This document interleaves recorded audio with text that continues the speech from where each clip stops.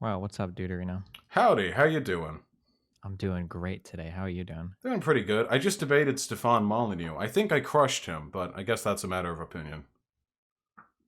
How are your eggs feeling? My They eggs are feeling. I think it's actually his egg head that is reeling most severely. You've kind of started this in the back foot, haven't you? You said in your Twitch title that if you didn't make Plat 2 today, you would convert to communism. I don't Whoa, know. not communism. Communism. That's a Which, different thing. explain Okay. the distinction to me, please. Well, if I have to explain it, then you wouldn't understand it. Unfortunately, it's a very high-level theory. It would require too much time. So, I submit to your intellectual superiority. Would you like to get the ball rolling? yeah, sure. So, I had a conversation recently with our good mutual friend Claudia, Hmm. and I watched your reaction to her reaction to my reaction to chat that you commented on We're that in we like an talked about. Ouroboros of content now. Yeah. Yeah. Simulacra, right? Replications without originals. I think that's where we're at right now. Yeah. Brilliard or whatever would be proud. Whoever, whatever the fuck his name is. Okay. So, yeah, basically, I went through your video, I watched it, and yeah, I thought, wow, what a great thing to talk about. Oh no. Well, okay. Can I open with a few things, if I may? Yeah, open up. Yeah. So I've been wanting to talk to you for a while. Obviously, I have a history of talking to you. That's how my channel started. There are many Mhm. points over the past year and a half that I would have liked to have had a conversation with you. That it should be over something like this, which I consider to be relatively trivial, though by no means something I don't care about, is unfortunate. I just want to say right off the bat, I don't think there was anything intrinsically wrong with suggesting that sometimes moving can be a good financial option for poor people. And my goal is not to invalidate the concept of offering individual advice to people looking to help other people out of poverty. Oh, well, in that case, I think we probably agree on everything then. Well, no, actually. So I guess. Yeah. That's pretty much my entire point, I guess. Well, What do we disagree on at that point then? okay, so I wrote this down because I have a really bad memory and I went over your video again and I took notes. So Okay. the point that I made, which specifically refers to what you just said, is Mm-hmm. Destiny frames this video as an attempt to give out individual advice concerning financial affairs, but virtually nothing in his video could be construed as advice. Many of the statements he frames as advice are either outright expressions of contempt towards the poor and financially illiterate, or something approximating libertarian free will arguments, which attempt to consequentially and morally justify poverty as a product of one's individual failures. And I went over it again, and it's true. There really wasn't advice being offered here. Most of it was anger on your part being directed towards an imagined straw man of people who believe lefties can never move. Or, sorry, that poor people can never move, which I Sure. have So never when seen. sure. So when you say an imagined straw man, you understand that the conversation was between me and my chat at that point, right? I understand that the conversation was between you and your chat. I didn't see anyone in chat seeing it otherwise. And I also You saw don't. you So ban someone. you didn't see a single person in chat say like just move forehead or moving is really hard or impossible or you can't just find a new job. You didn't see any messages like that in chat. Do you think I was inventing those responses or? No, those responses existed, but I don't think those are the same as saying people out there believe it is literally impossible to move. No, but that's kind of the implication, right? I don't think so. I think, and I Well, agree with like, their so if I sentiment. let's say that I'm talking to somebody and they're like, and I say something like, hey, like, you can't afford this car. You need to sell it and get a smaller car. And their response to me is, well, selling a car is hard. The implication is that they're not able to do it as a result of that reason, right? That's all I'm responding to. Is Well, like, okay, that well, would like, be the case if all your video was you saying, calmly, like, hey guys, in spite of your protests, sometimes it really is the best move to just, move sure. So when you're if poor. your critique of me or if people's critiques of me was that I wasn't calm in the video or that I was screaming at people or being hyperbolic, or whatever, I'm fine with that. That's okay. That's That's not always my been critique like of you. yeah, I know. Well, that's what I want to address because you seem to be trying to gun towards this deeper level of animosity, and you do it on the back of a lot of pretty false claims that we both know are not true. Could you make So some? Yeah, sure. So, for instance, you were very careful when you made your critique of me to say that I would never assign this level of charitability to other people. Like, if someone did a video about this on Black people, I'm actually really charitable to almost everybody that I talk to. For an example, a lot of people say that Sargon is like a racist, borderline alt righter. Sometimes he might be these days, but back in the past, I was usually pretty careful to say like, no, I think he's just a dumb fuck that's hyped up on this libertarian free will. I was charitable towards PewDiePie. I don't know if he's racist or not.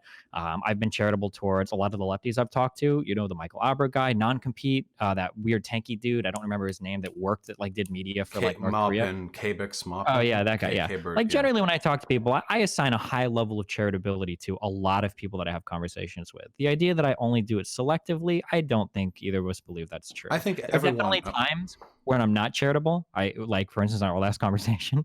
There are definitely times when I'm not charitable, but I don't think that's selectively. So I think it's more just based on my mood at the time. I think everyone levels in the degree of charitability, or varies in the level of charitability they're willing to assign. I think sometimes a degree of charitability can cross over into the territory of making, say, for example, overly permissive interpretations of other people's work, and otherwise of giving them sort of carte blanche permission to dog whistle. So, for example, I'd like to make a comparison, if I may.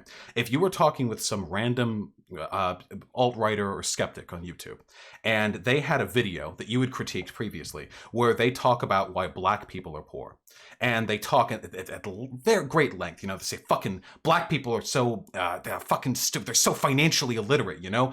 All they need to do, like what they could do, is if they would just pull up their pants, if they would stop thugging, if they would stop getting fucking tattoos and leaving their baby mamas, then they could probably make something of themselves. And then you two debate or whatever, and you're like, hey, my dude, you kind of seem to be signaling here some political beliefs that I disagree with. And that person then says, well, is it not true that pulling up your pants and dressing as such and not leaving your baby mama are good ways to advance one's social or financial standing in life? To which you would have to say, yes, but that's not the issue. The issue is the intent and the rhetoric and the underlying sentiment that you were signaling.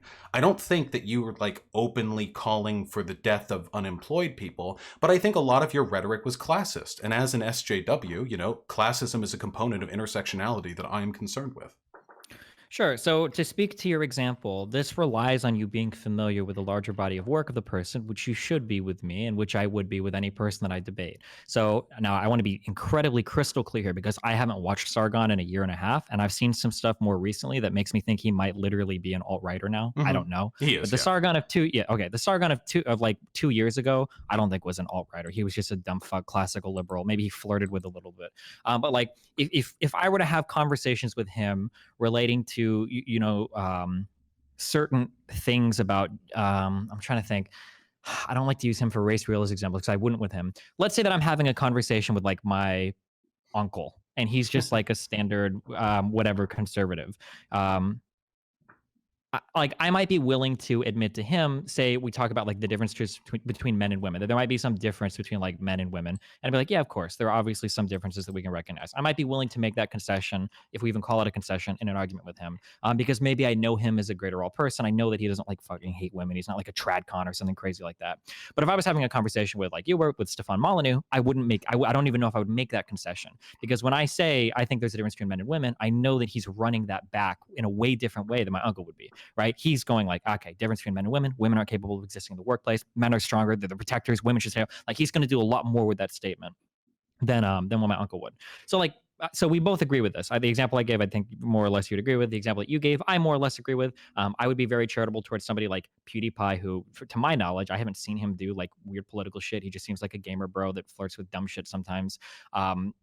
So when it comes to my content, for the most part, I guess depending on what you've seen, like I am a huge determinist, a strict determinist. I've talked a lot about like structures and systems and things that keep people in oppressive settings, and I have my own personal experience with being like a working class, poor, and destitute citizen. It seems kind of weird. So I guess I could admit fault here that the YouTube video was shit. Like I've shouted at my editors for it because it's clearly just me screaming at my chat.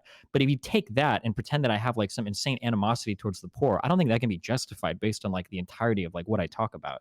No, I completely agree, and I don't think that you have like this long-standing history of intense libertarian, hatred towards the poor. The issue is, I'm not making an argument on your personal character. I don't. really care. What I care most about is the rhetoric that people pull from what you say. And even if you do have a past precedent of engaging in fairly good faith arguments on the subject, which I believe you do, it is undeniable that even instances like this can be instrumental in building sort of a dark shadow of one's community. You've seen this happen to your community probably more than anyone else ever has. You've seen how far left it got during 2016, 17, 18, and you've probably seen now in retrospect how far right it was We're not even close to getting far right prior yet. to that point, is what I was saying.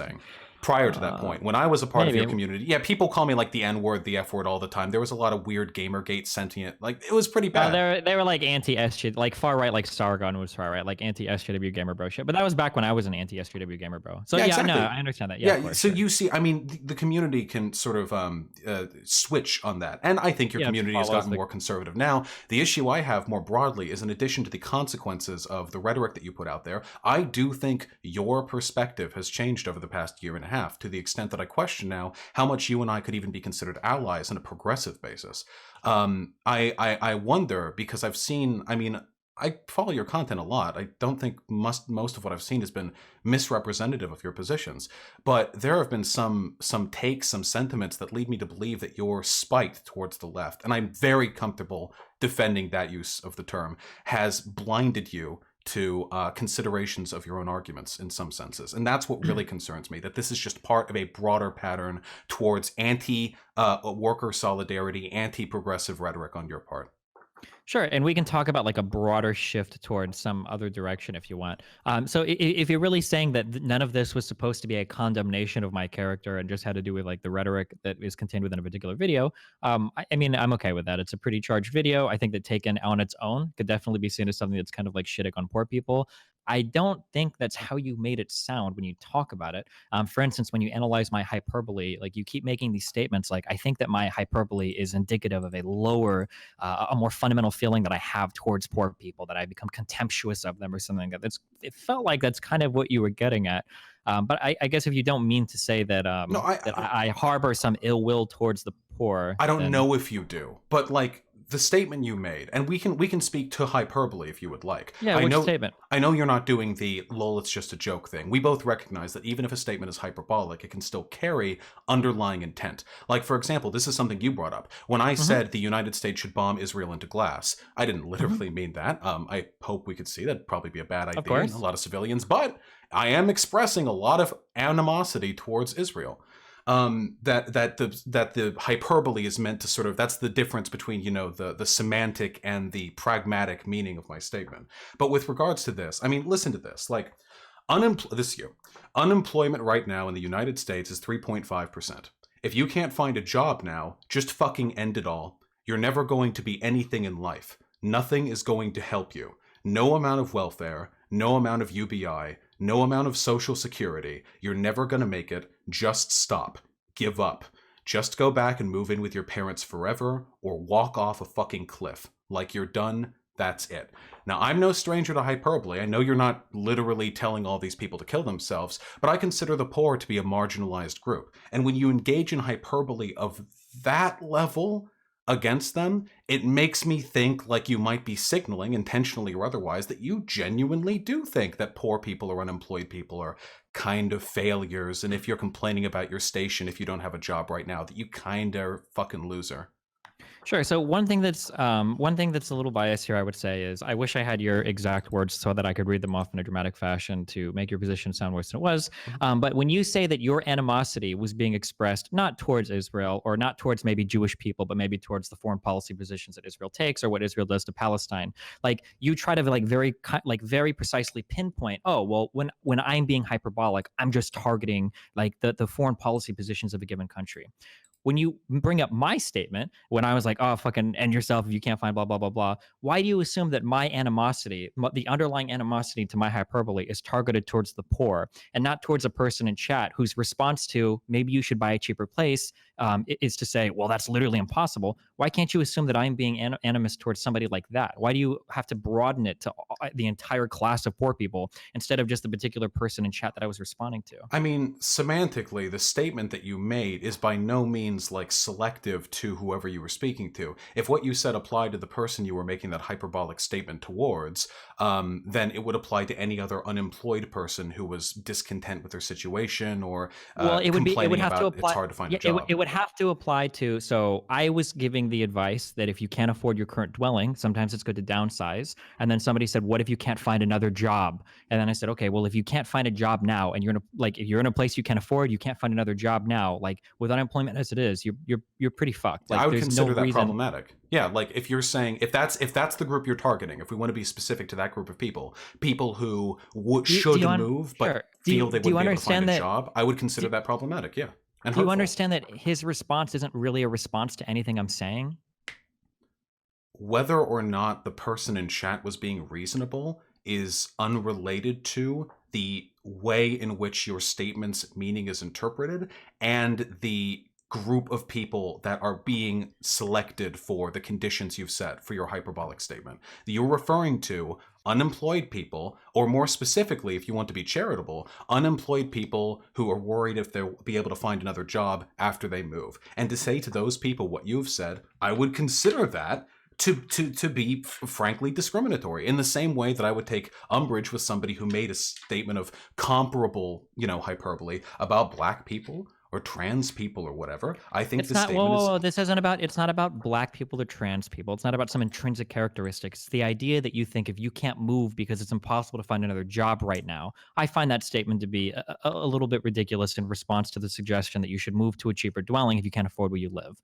Hence the hyperbolic response. I mean, I don't believe that it's fair to say that I was targeting all poor people with that reply. In which case, almost any reply that I make to a person that gives that reason why they can't move is going to be necessarily targeting like all classes of poor people. Like somebody tells me it's too expensive to move, and I'm like, listen, dude, you should have like some friends that can help you. It's $25 to rent a truck. Like, oh, well, are you attacking all poor people that can't make friends, or all poor people that can't afford the $25 to rent a truck? It's like, okay, well, like literally any response I give to this person, it's going to be interpreted as an attack on the class of poor people. But if you're making that statement without knowledge of the specific case the person is talking about with the specific living situation that they have, you can only be making that statement in regards to whatever it is you were making it in response to, which is a person who wants to move but is worried they won't be able to find a job. There's no interpretation of your statement that applies the hyperbole you engaged in to any group more specific than that. Well, sure, because in general, you should be able to find another job in this economy, especially if you're working like. But now you're justifying it. You're not saying it's not universally applicable. Hold on. I'm not justifying that they should kill themselves. No. I'm justifying the hyperbole. Yes, I'm saying that like justifying the sentiment of antagonism.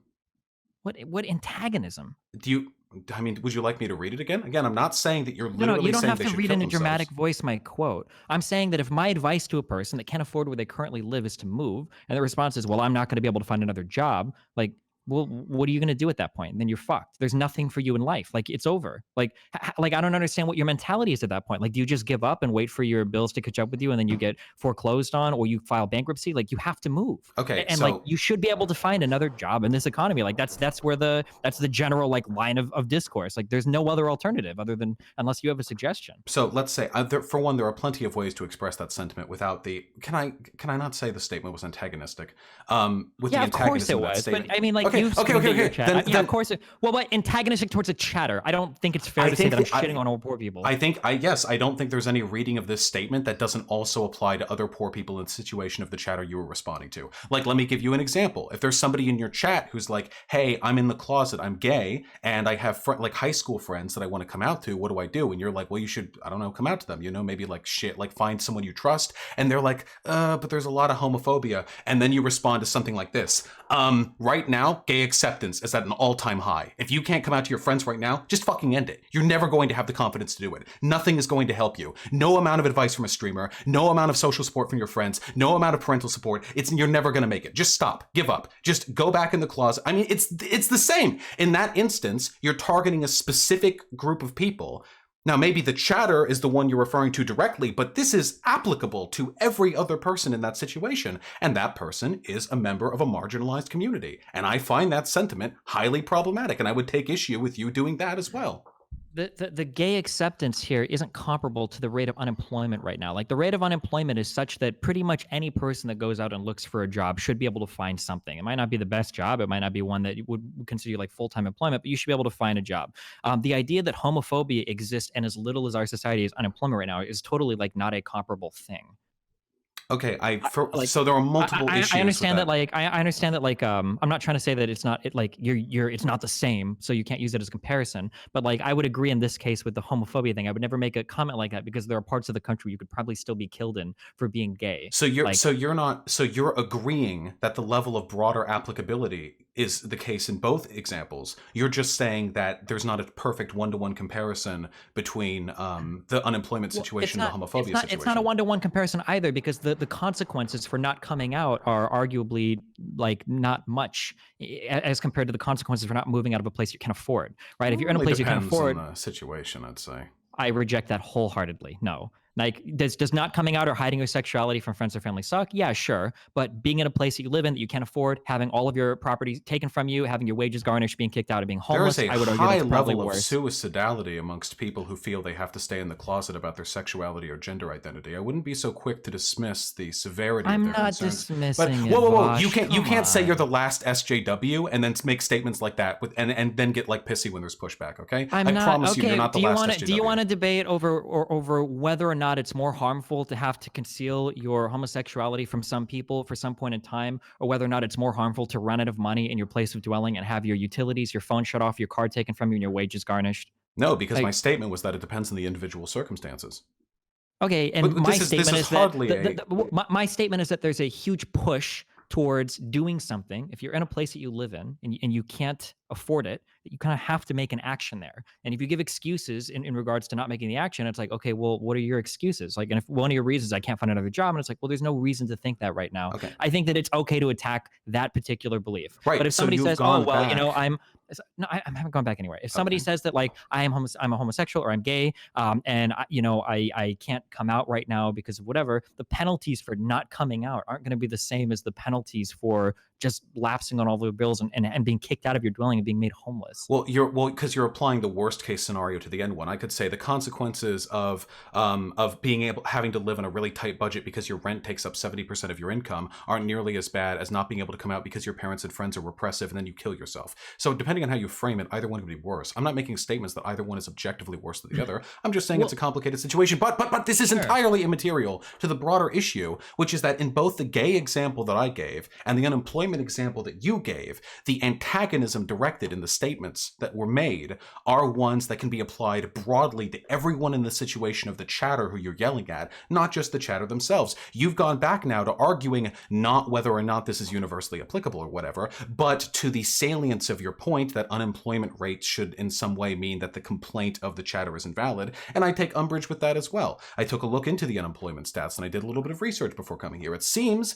one of the reasons why our unemployment rate is so low right now is actually because people are dropping out of the labor economy. Not, in fact, that everyone can just easily get a job or whatever, but That's not true. but that underemployment is so severe an issue, and also commute times are getting really long, but I think that's immaterial to this. That underemployment is so severe an issue that it's discouraging a lot of people from participating in the labor market. And remember, when you're getting a job, you can't just get a job. You have to get a job that can pay enough for you to live. Now, if you're a college kid, maybe that's a bit easier, but if you're a family, the prospect of finding a new job after moving that can support the entire family unit, this can take a long time and sometimes just won't happen. You'll be accepting a lower level of relative income one way or another. There are so many intricate complexities and barriers that poor people have to overcome. And none of that nuance comes across in your statement, which honestly just sounded like any skeptic, like any libertarian skeptic yelling at chat that it's their fault for not Sure. economically Okay. succeeding. So I'm not saying that it's anybody's particular fault, but you're literally trying to like use this deluge of stats to try to tell a poor person that it's literally impossible for them to move. No, So please firstly, stop using anything. that straw man. I'm not saying that.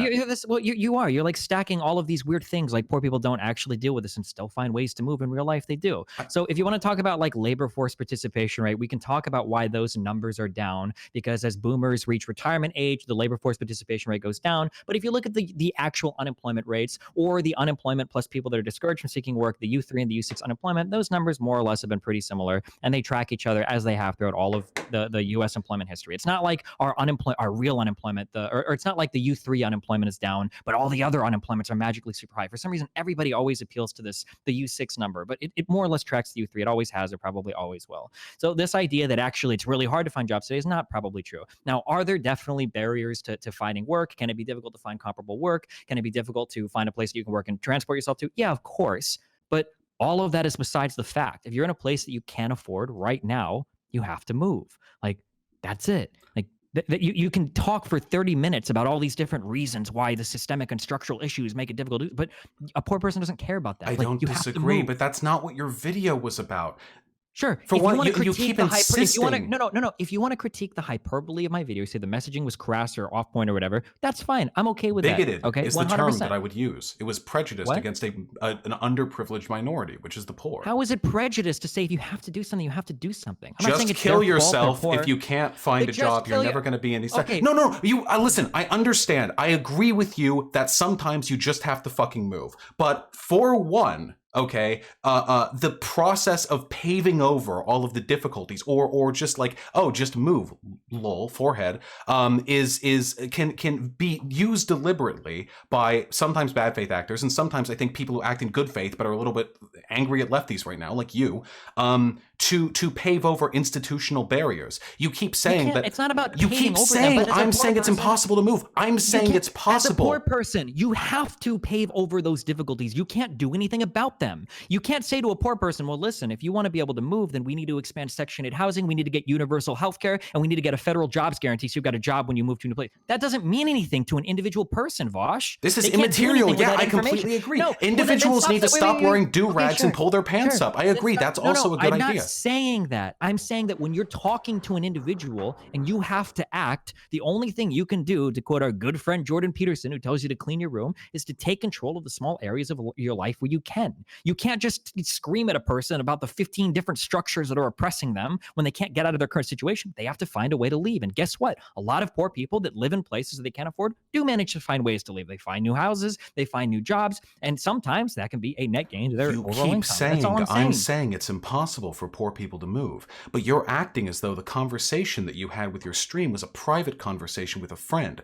There are many things that, when said individually to a friend, can be uplifting and motivational, but when applied in a broader public setting, can be incredibly invalidating and detrimental. Like, for example, and I'm going to keep going to this because I think this is completely analogous. If there was like a black dude who was struggling finding jobs because he lived in the slums and he didn't have a good idea of like professional workplace attire or whatever, it might be a good idea to say, hey dude, pull your pants up, wear a fucking belt, wear clothes that cover your tattoos, quit with the fake fucking grill shit, okay? And maybe you'll be able to get a job. This is good advice. I mean, that would help an individual. But when you say that on a stream where tens or hundreds of thousands of people are going to hear it, the rhetoric, the functional purpose it serves is indistinguishable from a racist bait where you imply that it is the poor decision making of blacks that has led to their current plight. And likewise, you saying that you're a failure if you worry about being able to get a job when your rent is too high, if you were going to move,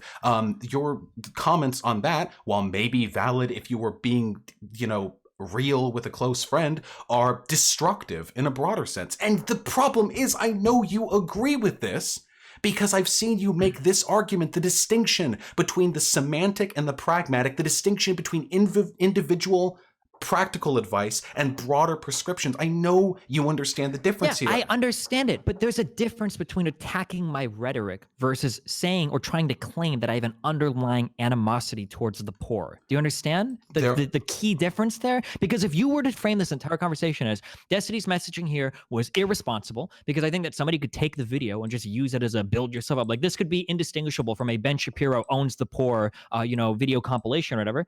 Yeah, that's definitely true. I could I would concede that with a second thought. Sure, I could have been more responsible in messaging when I'm screaming at a dumb fuck chatter, for sure. But to try to say that it betrays some underlying animosity towards the poor when you're making jokes about nuking or bombing the fuck out of Israel, when there are actually Israelites getting killed right now around the world, when Jewish people, I should say, are being shot to death, by alt-righters, I think is a little bit strange coming I from you. take issue with a pivot. I agree that my rhetoric has It's not been. a pivot. It's a it happened a one-to-one year and a half comparison. ago, or a year ago. Okay, I wait. guess. So do you disavow that now, and then I won't attack it? Will you say, well, that was a mistake that I made, and I shouldn't have said that? Oh, wait, absolutely, yeah. I mean, I agree, fuck Israel, but that was a really bad way to promote my messaging. There have been times where I've done a really bad job of presenting the ideas that I tend to engage in. One of them is criticizing. Wait, so why do you say fuck Israel right now? Why do you think that's acceptable? Any alt-righter would hear that and agree that, like, no, yeah, fuck Israel, no.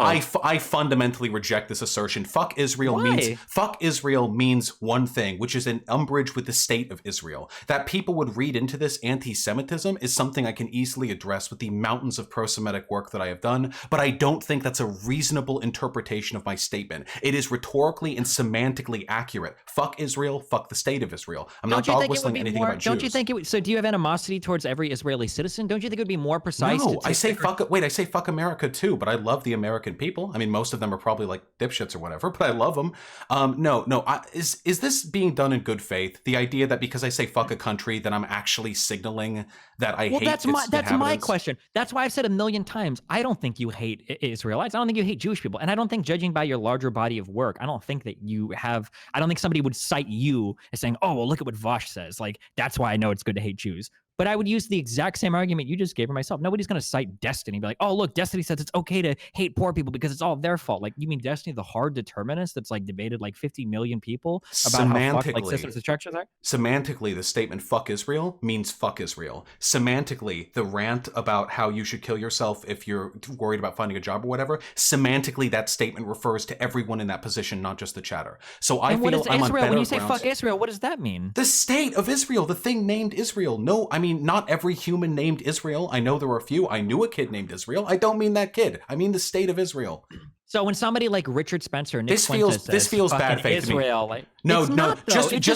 Just because people with high levels of bias can use that as a way of dog whistling their intention does not mean that there is any equivalence between me making semantically correct statements and you making semantic statements where you're backing off the semantic meaning but asserting the pragmatic. Well, actually, you're backing off that too because you agree the rhetoric was irresponsible. You're actually saying that it was defensible neither for its semantic nor pragmatic meanings, but instead because you were trying to like give individual advice to one person and it just slipped out. I never said I was trying to give individual advice to one person, right? The statement starts off as, hey, listen, if you can't afford the place you're at, one of the best things you can do is move because that's one of the biggest expenses you have. It's easier to lower that expense. Someone in chat says, well, what if you can't find another job? Or people start giving excuses. And then my hyperbolic, admittedly, response is, unemployment is 3.5%. If you can't find a job right now, like you're fucked. Like you're totally fucked. Like, no, you're fucked. You're harsh fucked. Statement? Well, don't run away from your own rhetoric. You're fucked implies like you're the victim of unforeseen circumstance. You didn't say you're fucked. You immorally condemned the person who was speaking. No, you're right. Yeah, okay. Morally condemned is a pretty thing. But yeah, I said, well, you're never going to be anything in life. Just kill yourself. You're never going to make it. Yeah. Sure. I wish I had your exact bomb Israel statement so I could keep. Why do you wait? Points in chat. Even if you had a point there, and I'm willing to disavow previous statements that I've made because I have had problems with controlling my rhetoric before. Fine. Why do you keep jumping back to that? This should be one and done. Just admit that this rhetoric is basically indistinguishable from a Ben Shapiro owns the poor people, and then accept the follow up. Do you understand that I've already admitted that? And then I've already said that the rhetoric here was very harsh. It was probably irresponsible. Maybe it could be taken out of context. It could be clipped to make it look like I hate poor people. Sure. And what I don't appreciate is the characterization that it betrays some underlying animosity that I must be harboring. I don't know how you feel about poor people. You have changed a lot over the past year and a half. I don't know. Now, you have to understand that from a leftist perspective, all of your positions are going to be suspect. Because we represent the workers, blah blah. Is this the everybody I don't like is a fascist argument, or what do you mean? All of my positions are suspect because I'm not a lefty. From a leftist perspective, anyone who doesn't adopt sort of a leftist perspective on like the relationship between the worker and the owner, their relationship to say classism is going to be a bit suspect to us because that's an issue we're very sensitive about. It's not that everyone is a fascist. I know many liberals who have very good positions on class, but it is nonetheless something of a divisive topic between our two political groups. Would you not agree with that? Sure. Yeah, that's okay. And I'm okay with that. I just don't like it when somebody that should be familiar with the greater amount of work. Now, if you want to say like Destiny's a capitalist or something, sure. But to say that I have animosity towards poor people because I told a person in chat to kill themselves if they can't find a job at 3.5% unemployment, while easily brushing aside your statement about bomb Israel, glass it, is I think a little bit rich. No, okay? no. I have defended that statement. It's semantic. You haven't. You keep wait. Semantic. Okay, I'm curious. Oh, yeah. Sure. It's semantic wording is accurate. Now, if you want to say it could be easily bomb Israel is semantically accurate. You're telling me. Oh, bomb no. Israel. Okay. I apologize. I misinterpreted what you said. Fuck Israel is semantically accurate. No. Your statement was you should bomb Israel, glass it. Yes. And so that's semantic. You think we should bomb I just said I misinterpreted. Yes. No. Fuck Israel is semantically accurate. Bomb Israel is not. For bomb Israel, I would say that the semantic meaning is obviously hyperbolic. I would hope most people would say, but I recognize as a public figure, I shouldn't rely on their interpretations. I should try to make myself clear. But the pragmatic meaning, which is fuck Israel, is something I stand by. In your statement, neither the semantic nor pragmatic. We're not talking. Fuck Israel isn't what you said. You said bomb Israel, glass it. Yeah. So I don't know why you're trying to replace what you said before. What would you like to say? What would you like to say about that statement that I have not commented on? Well, do you disavow it then? Are you saying that was a horrible statement to say, that it might betray like an underlying hatred you have towards Israeli citizens or Jewish people? Or do you think it was just a hyperbolic statement that was irresponsible saying you shouldn't have said it? I think it was hyperbolic and irresponsible. The sentiment of the hyperbole I stand by, which is fuck Israel, but I wouldn't make a statement like that again because it's too easily open for misinterpretation. Then that is 100% my position then. Okay. I stand by the sentiment that if you're going to use any excuse possible to say that it's literally impossible to move, which was the chatter's response to my chat, that my sentiment is standstill, that like, okay, well, if you're never going to try to do anything to change your position, I don't think the idiocy of the chat, which is a universal constant, is a justification for you to make classist statements. Okay, then I don't think that your hatred for a foreign policy position... You realize this is the definition of pivoting, right? I am fine. You realize this is the definition of pivoting, right? I'm fine to discuss that issue in a vacuum, but you seem to keep jumping back to it because you're unwilling to... Why? You've even owned up to what I asked you to own up to. What I would like to discuss is whether or not you have an underlying sentiment. Sure. Okay, if that's all you want to say... that I have used rhetoric that could be interpreted as irresponsible, that's fine. Well, no, I would say it's classist rhetoric. It's bigoted towards the poor. And whether or not that's reflective of your underlying beliefs is something that I would like to get at here. Okay, and then you acknowledge that what you said could be seen as anti-Semitic and it's underlying, but we don't know if your underlying beliefs are anti-Semitic or not. I think I've done a pretty good job over the entirety of my past year making up for the poor optics I've engaged in with that statement. I think anyone in good faith looking at my content would know I am not anti-Semitic. I, to the best of my knowledge, looking at your content for the past year, which I consume quite a bit, do not know whether or not you have animosity towards poor people. I'm going to assume that your consumption of my content is probably limited to the clips that you see posted of me on Twitter by other lefties. So that's why you're not sure if I actually hate poor people or not. Because I notice the other examples that you've given of me hating poor people are when I say things like workers are dumb, I don't think co-ops are going to work. And that's like the only take that you've heard of mine, apparently, that went viral on Twitter because lefties like to jerk themselves off over shit that I say about workers or whatever. Embarrassing as it is to admit, I have watched every single YouTube video that has been produced by your editor over the past 2 years. Okay, sure. Then in that case, I'm very curious. Why do you think that my position on poor people has changed? That I hate poor people? Like, what major positions of mine do you think? Poor people. There's a lot of nuance here. I don't think everyone who's prejudiced against black people necessarily hates black people. I think it speaks to underlying sentiments that are reinforced by broader societal classist, messaging. We live in a classist society as we live in a racist society. I don't think it's unreasonable that people would internalize those sentiments, much in the same way that I've probably internalized a fair racist and sexist sentiments as well. That's just a process of living in a flawed society. But I would like to talk with you about this because the video that I went over on my channel was riddled with things that I can only interpret as belying underlying antagonism. Like, sure, what is my underlying antagonism towards poor people? Why do you think I have this?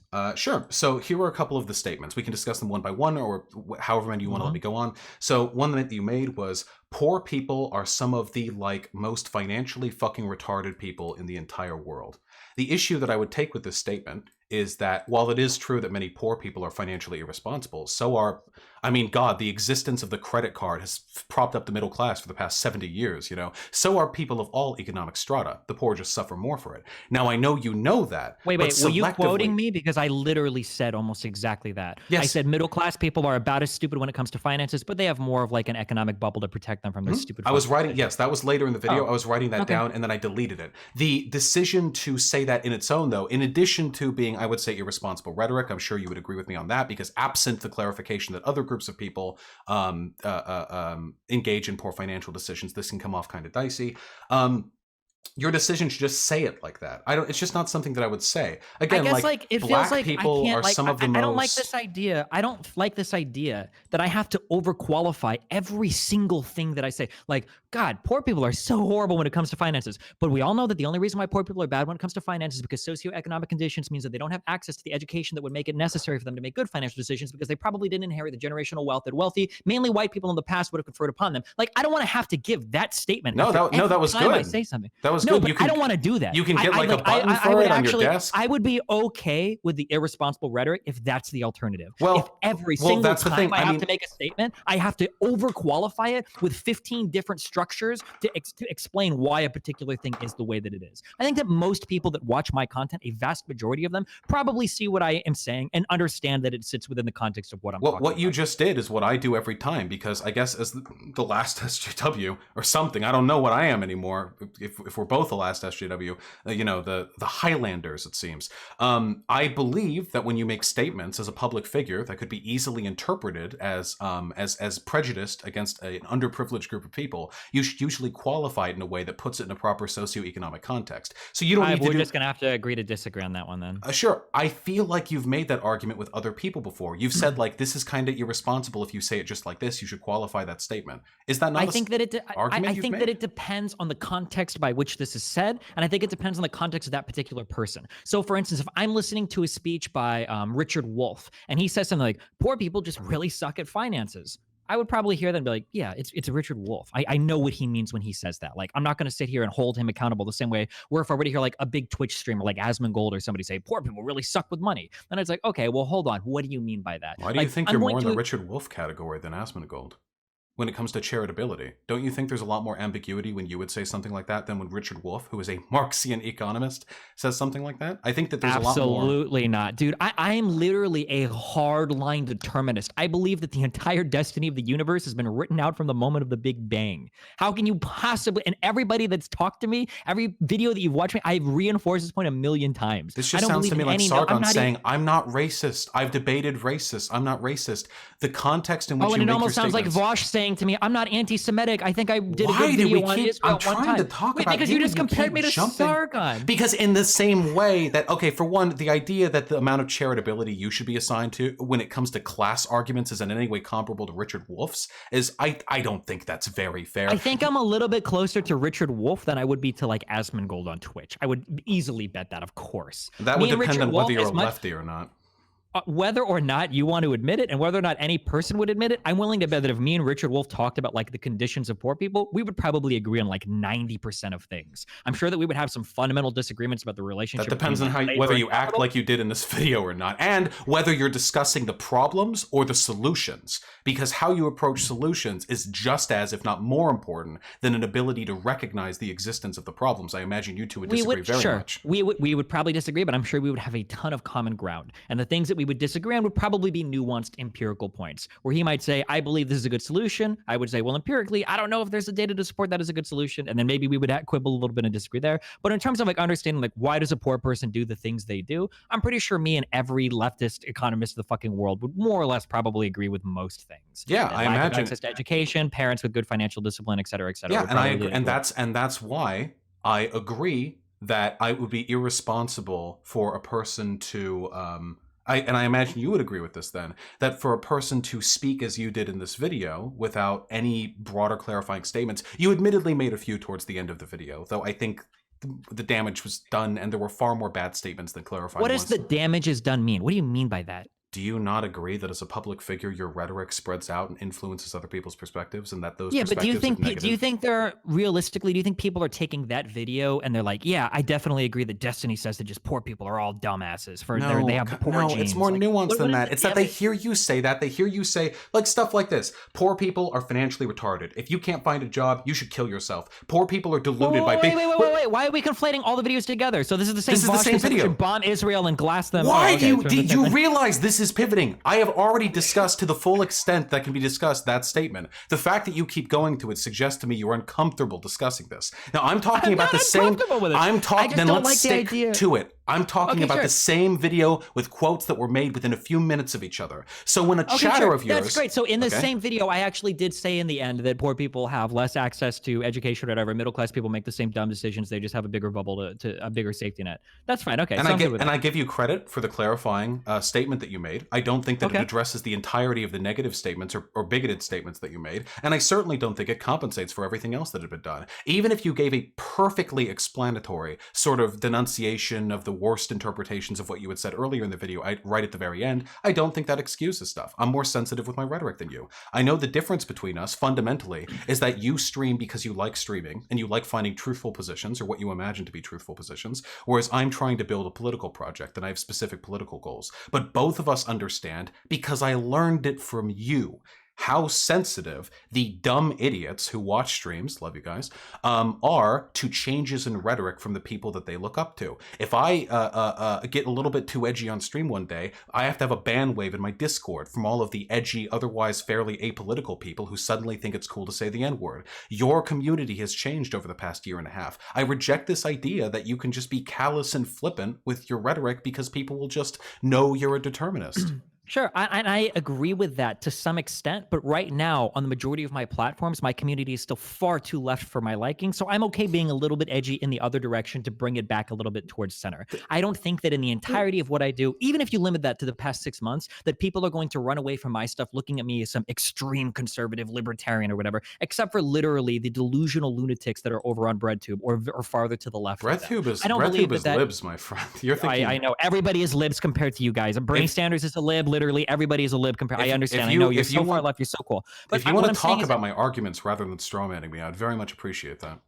Okay, that's great. I don't care about the purity testing for who's left enough. Okay, what I'm saying is that libs, the only okay, that's fine. What I'm saying is that the only people that are seriously accusing me of being conservative are people that are literal leftists. And when I say leftists, for clarification, I mean like socialists and communists. Like nobody else in the politisphere is ever making that claim towards me. Every right-leaning person I've said literally says that I'm like a communist or socialist. Like they think that I'm that far to the left. So if some of my rhetoric is a bit hyperbolic and it seems to be pushing a little bit towards the right, based on where my community is at right now, I would prefer that rather than to overqualify the fuck out of everything and still harbor a community of disgusting commies and socialists. Okay, that's where I'm at right now. A couple of points here. For one, your argument essentially, if I am to understand this, is that your community has grown too pro-poor people and you are compensating for it with anti-poor people rhetoric. To bring up what you just brought up makes sense in no other context. You are compensating, perhaps. We are getting too progressive with class. We want to bring it back by hating on the poors a little more. So did you have too many people in your chat that were too pro-Jewish person or hated? Why do you keep... Dude, okay, listen. I have up until this point been fairly tolerant. I like it. It's good memes. This is pivoting.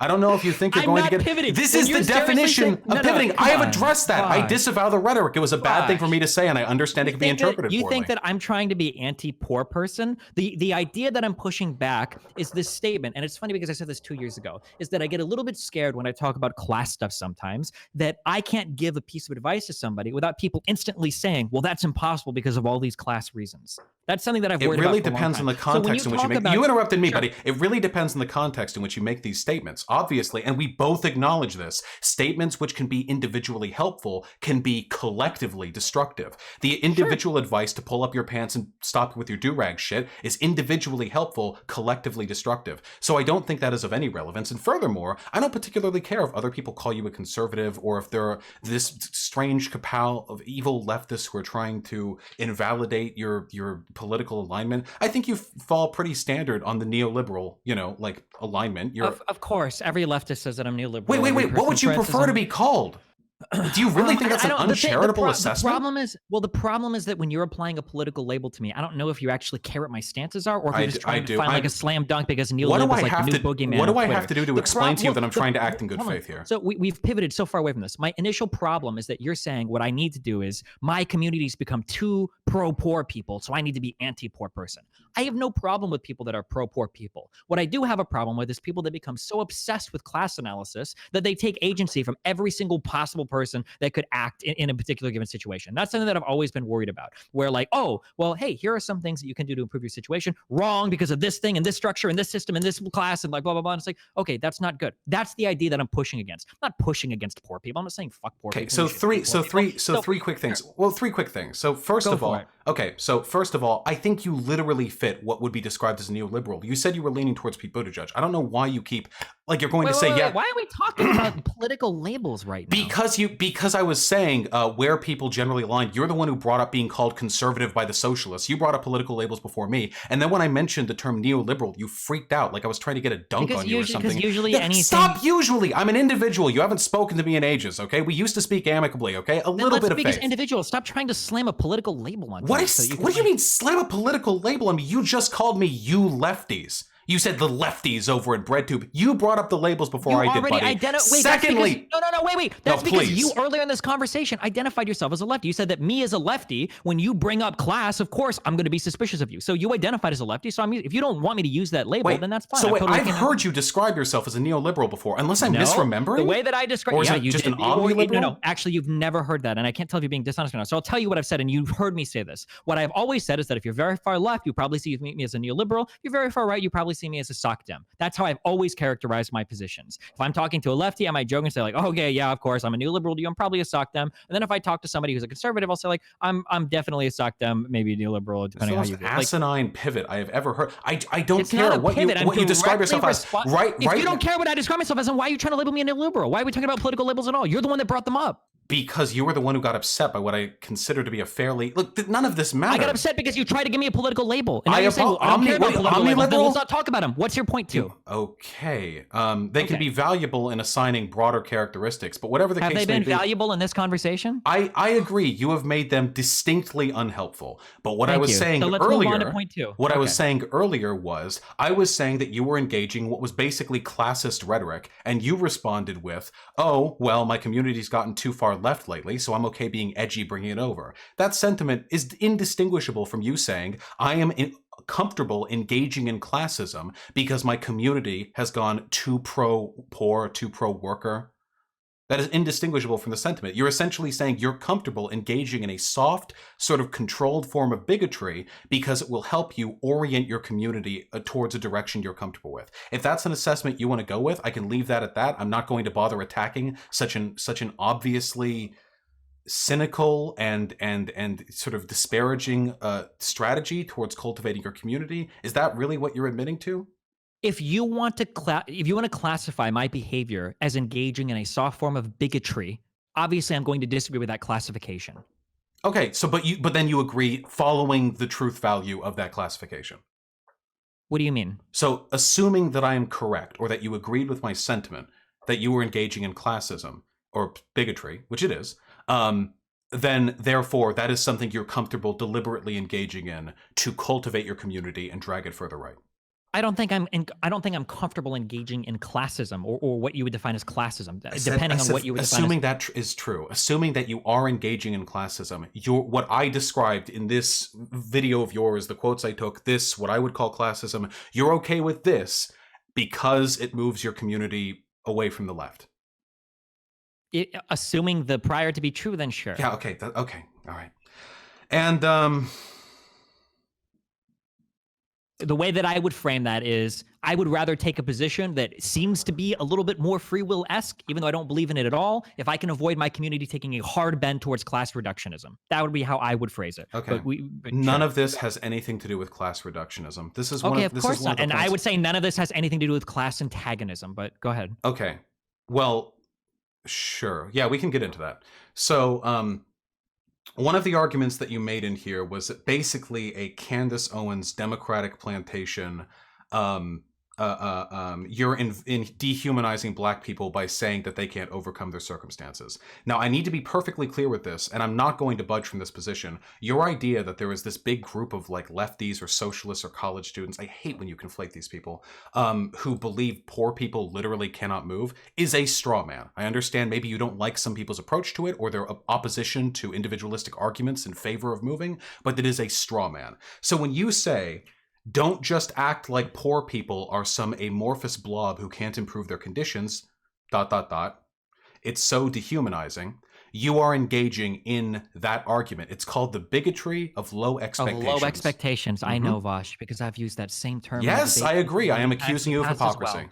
The only difference is that you are ignoring every statement that I'm responding to in chat. You're pretending that I'm just spewing this out into a vacuum, or that I would use this as a legitimate defense against somebody that gave me an actual point to contend with. What you call a straw man was an actual position given to me that I've not only seen in my chat, but I have seen listed several times across Twitter conversations, across YouTube conversations before. I can't think of any off the top of my head. For the most part, I don't think most left-leaning people believe this. I just kind of see it wheeled out every now and then by people that are probably being baited into saying something they shouldn't, but that is what I was responding to. Do I believe that most people absolutely believe that any poor person can do nothing to improve their position? Absolutely not. Do I think that, or do I think that most people should watch what I say and believe that I think that poor people are just where they are because they deserve to be there, and that left-leaning people are just trying to keep them down because they think that they're too stupid or whatever? Of course not. I don't think that you can read so much into me having one shouting session with my chat and then try to pretend that I'm extrapolating this to the entirety of my critique to people on the left, when I've had dozens of conversations with well-established members of the left where I've never wheeled out any of these arguments ever in my entire life. There have been some arguments that you've made with leftist figures that I take umbrage with, but I would have to go over them and take notes because my memory is not that great. This sentiment, whether you want to say it's because you were baited into it by some stupid chatter or not, I mean, this is the bigotry of low expectations argument. And you said it publicly. You said it in a way. You threw it out there into the void. Wait, no, please, if I wait, please, if I may. Yeah, when I okay. see, listen, I can say this in somewhat equal terms now because I am now also myself a streamer. I understand the dynamic between myself and chat, though obviously you've been doing it for longer. I can fairly say that when I'm responding to people in chat or arguing with people in chat, which I often do, I am careful not to make arguments against them which are semantically identical to fallacious conservative talking points. And I'm aware of them, and I don't do it. I'm careful not to do that. Not that I often come close to doing it, and I don't think people should do that, because I think as a public figure, you shouldn't be using, and you keep doing this, like, because a few people in chat were saying dumb shit. I looked through the chat. I didn't say anyone literally type out, no poor people can move. I've been a part of the left for as longer than you've been involved in, like, political debates, and I've never seen somebody take that position. I'm sure there are some fucking idiots somewhere on Twitch or Twitter. No, usually it's put in a sarcastic manner, like, just move forehead. That's not the same. Just move. That is exactly No. I don't know if you don't know the hottest Twitch memes of the era. Just move forehead isn't saying semantically, no, poor people cannot move. It's saying that you are minimalizing the struggle of moving. So when you say something like, just don't feed, like when you're playing League, they're not saying it's literally impossible not to feed. They're saying that it's unhelpful advice that's difficult to implement. Nobody, this don't move forehead is not saying. But that's not a response to a piece of advice or a thing given, right? If I tell you, like, hey, listen, like, if you want to get a high wage, you need to graduate from college, and somebody responds like, just graduate for it. It's like, well, what the fuck kind of dumbass response is that? Like, more people go to college today than ever have, blah blah blah blah. That would be like my same response. It would like, be the response would be indicating the implication to just X forehead is usually trying to say that that thing is either difficult or maybe not impossible, but very difficult. But that's not a real response. Yeah, difficult, very difficult. Yeah, I agree with those sentiments. Impossible, no, very different things. And okay, sure, we can say that there is a difference there. Sure, I'll concede that when somebody says just X forehead, they don't literally mean it's impossible, even if some of them might be implying that. They mean that it's just difficult. It's still not a response to what I say. Also, secondly, you brought up the bigotry of low expectations. You do understand that this is actually like a problem to some people in real life, right? That this exists, or do you acknowledge that that exists as a problem at all? That there are people that are hurt sometimes by the bigotry of low expectations. You mean there are? So can you clarify? I'm sorry. There are sometimes when you expect very little of a person, you treat them in an infantile manner. That it does actually have a negative impact on them. Of course, that's a real thing. And the context in which your statement is defensible really kind of hinges on whether or not it's part of a broader conversation where you're acknowledging and validating the struggles associated with that group. But that video isn't that. This video isn't full. Cool. So it sounds like we don't have a fundamental disagreement on literally anything. You just think that my rhetoric was over the top and I was blowing up at China. No, that your rhetoric was classist, and that you have now defended engaging in classist rhetoric because it helps push your community further from the left. And what's more, I did not agree that my rhetoric was classist and I would push my community farther from the left by engaging in classist rhetoric. We said for that one statement that if I would assume that it was classist, then my goal was to push my community away from the left by doing that. I would argue that I'm trying to move away from people that are classist class reductionists or people that are too extreme to the left. Not that I'm making classist arguments. That Yeah, would be the well, way that I would I phrase mean, it. I made Don't act like I've agreed with your position never said that you I engage in agreed. class. You just literally said that. You said that we agreed that I engaged in like class antagonism or classist rhetoric to move my community away from the left. I did not agree with that. I said, but if I said we agreed, then I Okay, apologize for misspeaking. okay, then my bad. I misheard you. Or you misheard. Well, either way, I don't. Whatever the case may be, I spent the first 30 minutes of our discussion arguing why I believe this rhetoric to be classist. I think that if this was a discussion on race, you would be much more willing to concede these points because the antagonism and bias that groups experience is to a lot of, I'm sorry, liberals more evident and more pernicious than the biases that people face for being poor or of a lower class. And that is, and I guess if I can get to, because I took a lot of notes on this, there's a lot of antagonism here. If it's all hyperbole that you meant to direct against chat for being stupid, then whatever. There are a lot of statements here that kind of minimize or invalidate the difficulties of moving, which again kind of strikes to the broader issue I have where those two things combined really make it seem like you're edging against poor people. But the ultimate issue here, and this is the thing I have the biggest problem with, and we're going to have to step back from this video, is what the fuck has happened to you with the left, dude? I've watched everything that's happened. This isn't any more severe than what happened with the alt-right, but I feel like you have completely... I mean, I get it. I was in favor of the anti-left arc for the first few months because there were a lot of fucking grifters on YouTube. There were a lot of people who make bad arguments. Because people basically sold any amount, any semblance of rational or critical thought. Like I criticized so many people on the right for, and then they just sold it all for fucking communism. Like I can't unironically believe that there are people that are talking about fucking communism on the internet today and like defending the USSR and fucking China and shit. It blows my fucking mind. Well, wait, we're conflating full of people. We're conflating a lot of groups here. I'm very anti-tanky. I've done many videos. I agree with that, and I've clarified that a million times. No, I know. I'm sure you've seen the same problem. So you retweeted before your Twitter got nuked. That was the one retweet I got, was when I complained about the tankies. I know we share that. Yeah, sure. And to clarify 1,000,000,000%, I don't think you harbor tankies or flirt with it, but a lot of people on the left do. And who was that guy you said? Caleb Maupin. Yeah, I know. Maupin? Yeah, that dude is a literal tanky, like a literal fucking ML like tanky. And yeah, and I've run through a lot of people like that, and it blows my fucking mind how many people today are just chill with that. And then when I try to have any reasonable discussion with people on the left, everything gets moralized in this impossible to have conversation, and it feels just like I'm talking to alt-righters again. So maybe when I talk to an alt-righter, they try to say like, oh, immigration is bad for the economy, blah, blah. And I was like, well, no, it's not. And they're like, okay, actually, it's just evil because you're destroying our culture. I hate you. And it's like, what the fuck? And then when I try to talk to a left-leaning person, like, well, maybe, single payer isn't the best way to do healthcare. Maybe it should be a more politically feasible option. Oh, you fucking hate the poor. Oh, you want all people to die. Like, what the fuck? Like, it's the same type of thinking. Now it's just moved over to the other side. This is that's where my big anti-left arguments come from. Yeah, go for it. This is the issue that I take. This is exactly like the poor people are financially illiterate take. Everyone is. If you spent your time arguing with any group of people, suckdems, neoliberals, tankies, ANCOM, socialists, alt-righters, you will find an extraordinary amount of dipshit grifting. I doubt there is any political community that I could find on YouTube or Twitch where I could not decimate them, whether I agree with them or disagree with them, for their bad faith arguments. But I apologize here if I'm incorrect, I feel like you have taken this a little more personally with the left. And the reason why I feel that is the case, if you do not mind me saying, is because I saw you cultivate a more political identity when you argued with the alt-right, and you felt as though a lot of your previous sort of neutral libertarian positions were being co-opted by right-leaning people, like it shouldn't matter what color the person in the video game is, and then all the alt-righters will be like, hey, yeah, it shouldn't, but then a black person comes on and they scream. And then, now that you're arguing with leftists, you feel as though the same thing has happened. All your talking points against the alt-right have been taken, consumed, and misappropriated by a community that is more left-leaning than you're comfortable with. I feel like this has struck a more personal chord with you. Well, I wouldn't say it's a more personal chord. It's the same one that I felt when I realized that I was just a useful idiot to the right a long time ago. I don't want to be a useful idiot to any political group that's only using me to serve some political ideology. That's not what I do online. I don't consider myself an ideologue. I don't give a fuck who wins the election. I'm not like a Peter Bust or a Bernie or Bust guy. I mean, I do care who wins. I obviously have my preferences, but it's not like it's not part of my like identity. Like my identity, I don't go out and when somebody's like, who are you, Stephen Bunnell?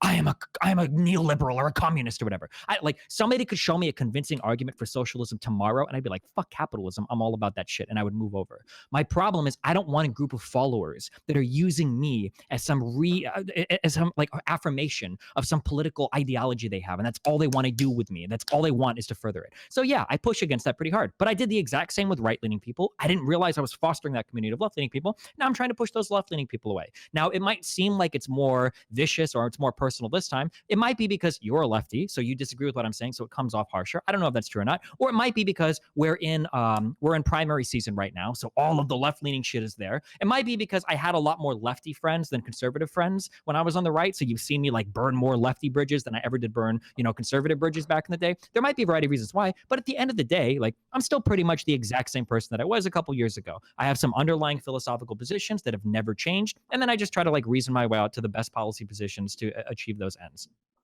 Okay, I disagree that you haven't changed. I mean, I've been following you for a time. It's not as though I'm allergic to disagreeing with you. I mean, there was more of Sure. there was more of a difference in politics between us back in 2015 than there is now. I would wager. My political positions haven't really changed much at all. They've just gotten, What I think, I'm more curious, what refined. do you think what have I changed on? I'm not trying to like get you on something, but I'm just curious, like what, because there are a couple of like major policy things that I did change my mind on, but my underlying philosophical beliefs are still the same. What is like some massive radical change that you think I've made The main regardless? issue is I feel like you've engaged in a level of uncharitability with left-leaning actors that's bordering on acting in bad faith. And while there are a lot of bad arguments you've called out, and I like those call-outs very much, I feel like it's been supplanted by this broader spite towards the left. This broader attitude of antagonism, which I don't know how much of it is personal or not. That's not I'm not like impugning you. I don't think there's anything wrong with being personally involved in politics. Hmm. I build a political project. That's my goal. I come on every day and I think, what can I do to bring about, like a better understanding of socialism and progressivism? That's my goal. I understand that you don't do that, but you're going to be used no matter what you do. Your politics, your positions, your arguments, and your debates are going to be used by people who disagree with you no matter what stance you take. So when you argue against left-leaning people, or when you say that all lefties have sacrificed progressivism on the altar of class reductionism or whatever, you're not just making your own arguments, you're speaking for other people. Sometimes I imagine people with whom you would have pretty severe disagreements. And those are the people that I worry about. If you have your runabout, whatever, I know my positions are sound. I can defend anything I believe in. But Sure. So you there's have an impact on the community. Sure. So there's two things to be dealt with here. So one, I'm still curious, and I'm not trying to get you on this. I'm genuinely curious what position you think I've really changed on. When you say that I'm uncharitable with people with left leaning people, I think that they've earned that. Like one, I would actually disagree with the idea that I'm uncharitable with anybody in an actual argument. I think I'm pretty charitable with almost every person, including the left leaning people that I talk to. Now, if you want to find clips of me responding to a YouTube video or screaming at somebody in chat or going, off on you after losing 5 games of league in a row coming out, sure, these are times where I'm not being charitable. 100%. I agree with that. There are times I did it to conservatives, to Nazis, to people on the left, to my mom. Like, it happens. 100%. I'm not perfect. I fuck up sometimes. But in terms of like my actual like reasonable conversations with left leaning people, man, dude, I gave more, and it was funny because in the beginning of my like dealing with left leaning people, my community rose to the fuck for how gentle I was with a lot of the people that I debated, and how many people would come to me. They would say like, "Oh, I just like red flags. Oh, that's not the Soviet Union text. You think that's a real font? Oh, I just really like all the blah blah blah blah blah." And it's like, I know dude, the Mike from yeah, Retracted saga has left sure. a long and impactful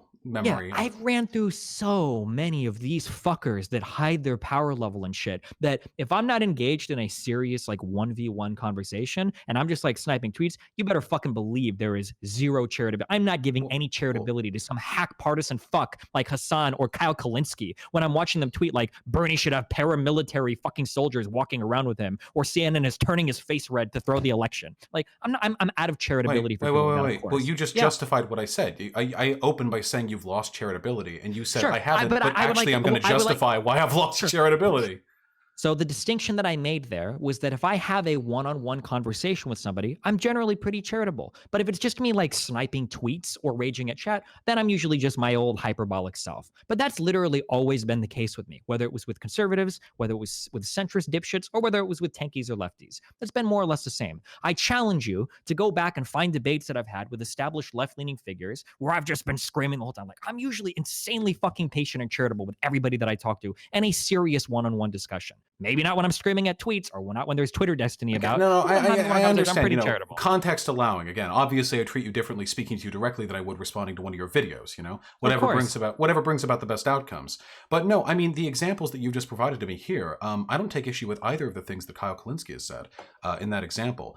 If you could, I mean, even if you imagine that he's not being hyperbolic, paramilitary bodyguards. I mean, I assume. Well, sure. We don't have to get that's like getting off into a whole other And the CNN, I mean, the world. picture was But literally made redder, wasn't it? Found that like the color balancing of the other people and the grass and sure. So everything. my larger issues with Kyle Kalinske is that I've seen him give economic takes that are really stupid. Yeah, So sure. a I mean, dumb tweet that I've he's not seen a him make. lefty, so I can. Sure. No, not those kinds. So like the idea that rich people are rich and poor people are poor because rich people are hogging all the money. Like that's a take where he literally had a lack of understanding of how like monetary systems work that was really dumb. Or his like constant conspiracy mongering about, say, the Iowa election, which you probably agree with as well. Like these are things that when I hear takes like these over and over again, or misrepresenting like the impacts of like multilateral trade agreements like NAFTA. When I hear somebody do this over and over again, I don't have much charitability for them when I see them on Twitter. But if I had a one-on-one conversation with Kyle, I would be pretty charitable in that conversation. That's the only distinction that I'm trying to make. I'm sure there are things that he have said that I would find reasonable that you would disagree with. I know there are some Probably. things that Kyle Kalinske has said that I do disagree with. Mhm. I think ultimately the good he does for society, I think, outweighs the grievances there. I imagine you would disagree with that, though.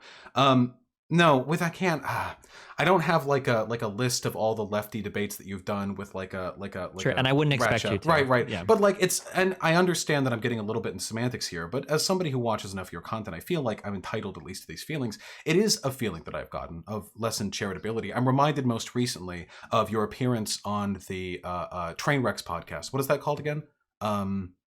Yeah, it's the Scuffed podcast where I just went to shout at his son. Like this is one of the problems that I have. haven't Like, even said okay, no. yeah, because it was a horrible fucking showing. Because it's just a scream podcast with 8 other people, 6 of who don't care about politics. Like, yeah, of course. Why is it that every time anybody wants to address any of the arguments against the left, it's always picking out like, remember that time you went on the Fuck Your Face podcast and those 2 lefties were there and you guys had your WWF outfits on and you were just totally irrational. Okay, well, what about the 15 different like quasi-academic conversations I had with lefties before that? Okay. No one gave a fuck about any of those. So this is like, wait, this is the issue then. Because people will, and this is just the nature of the platform, people are going to watch and listen to and engage with your hyperbolic content more than any other type of content. That's just what people like to see. They like people screaming. You like people, I mean, people like you screaming. You kind of marketed yourself off that to an extent. Not screaming, but like, aggressive, I guess some people call it debate tactics. I guess it's just talking, enthusiastically. Whatever the case may be, for you to say like, oh, I'm not being uncharitable, in these direct one-on-one engagements, I'm being very upfront and very charitable, when like 80% or whatever arbitrary percentage you want to put, or a significant percent of your engagement with the left is these highly charged, highly uncharitable Twitter snipes. Well, again, I don't have like numbers here. From what I've seen, like Twitter snipes and whatnot. Yeah, sure. Twitter snipes or going on other people's podcasts or commenting on other public figures. I agree. When you're in a direct one-on-one conversation, sometimes, I mean, 3 days ago. But so this is my problem, and I know you have the same problem too, is the fact that people only engage with the hyperbolic. Like I will have these unbelievable conversations with lefties that just display an unfathomable amount of idiocy, and nobody will talk about that. And the next stream, I'll get in and I'll say something like, "Fuck, like damn, like if you've got like a new car and you're bored, like you should sell that shit and get a cheaper car." And someone will be like, "Do you think it's really that easy to sell a car?" And like, dude, if you can't trade in your car, like, oh my god, what the fuck is that? And then everybody's like, Destiny thinks poor people can just run and trade in cars. And it's like, that's the only thing that people care about. And so I either do I like destroy all hyperbole or all like of the ranty shit that I do and just get rid of that completely? Do I try to overqualify literally every single statement that I make so that nothing can ever possibly be taken out of context? Or like, because it seems like nobody gives a fuck about any of the long form discussions I've had with lefties, of which there are a plethora of. It's just these little quote snipes on shit that people know don't even showcase my actual position. I don't know what to say other than like, that's how the platform works, my dude. I'm criticizing you for the outcomes of your actions. Do you understand then that you're part of the problem there? Because instead of approaching me and saying, Destiny, I think that we should talk about like what is like good rhetoric on YouTube. Like you and me both know that when you say something hyperbolic, that's the only thing people focus on. We got to figure out how to stop that. Instead, you came at me doing what every other person does when they clip those things. As a Destiny, I think that you have some underlying animosity towards the poor. I mean, we can discuss that more if you like. I got through like a third of my document, but my question was whether or not you had that animosity. But whether or not you do, the broader problem of your irresponsible and bigoted messaging remains steadfast. Likewise, your problem of being uncharitable to left-leaning people, whether or not you think it's deserved, and whether or not you keep it only to your non-direct engagements, still has an impact on people. I don't see how it's my fault that I'm pointing out that a large segment of your content is engagement with left-leaning people, which you would agree is tainted with uncharitability. And while and I What would about the? Do you agree that please. some of your? Yeah. Well, go ahead. I Well, just no, started thinking this. Go ahead. I could get into you with the semantics. I'm sure there are probably, if I were to take the time, some arguments you've made, some positions you've taken that I feel I could move you on, or at least push back on pretty Well, heavily. yeah, I guess like the thing that kind of like spurred this direction is like you feeling like I've changed politically massively Yes, over the you've grown past very year. uncharitable, and your politics of spite have gotten worse. That it is who So you are that so angry I with. haven't And you keep saying that. I just want to finish. And you keep saying that. Every time I point out you're doing this, you're doing that, you respond with the spiel on how the lefties have been horrible, or the college kids, or the chapos, or whatever. And it's so clear to me that you are angry with these people, but I don't accept that as whether or not it's legitimate in and of itself. I don't accept it as a legitimate justification for engaging in what I consider to be bad faith, classist argumentation. Okay, so then when I ask you, like, I'm curious what political views might have changed. It's not really my political views. It's just you think my rhetoric has gotten more pointed in a certain direction to be more antagonistic towards a certain part of the political spectrum rather than what it was The before. view you've switched on the most, because it is mostly how you approach politics, more so than your actual hardline positions. What has my approach changed? Oh, How? well, I just talked about that, how you've gotten bad faith and how you justify it by talking about how all the college students are Okay, mediocre. I'm sorry. So when I think about politics, when I think about like political positions, I'm thinking of.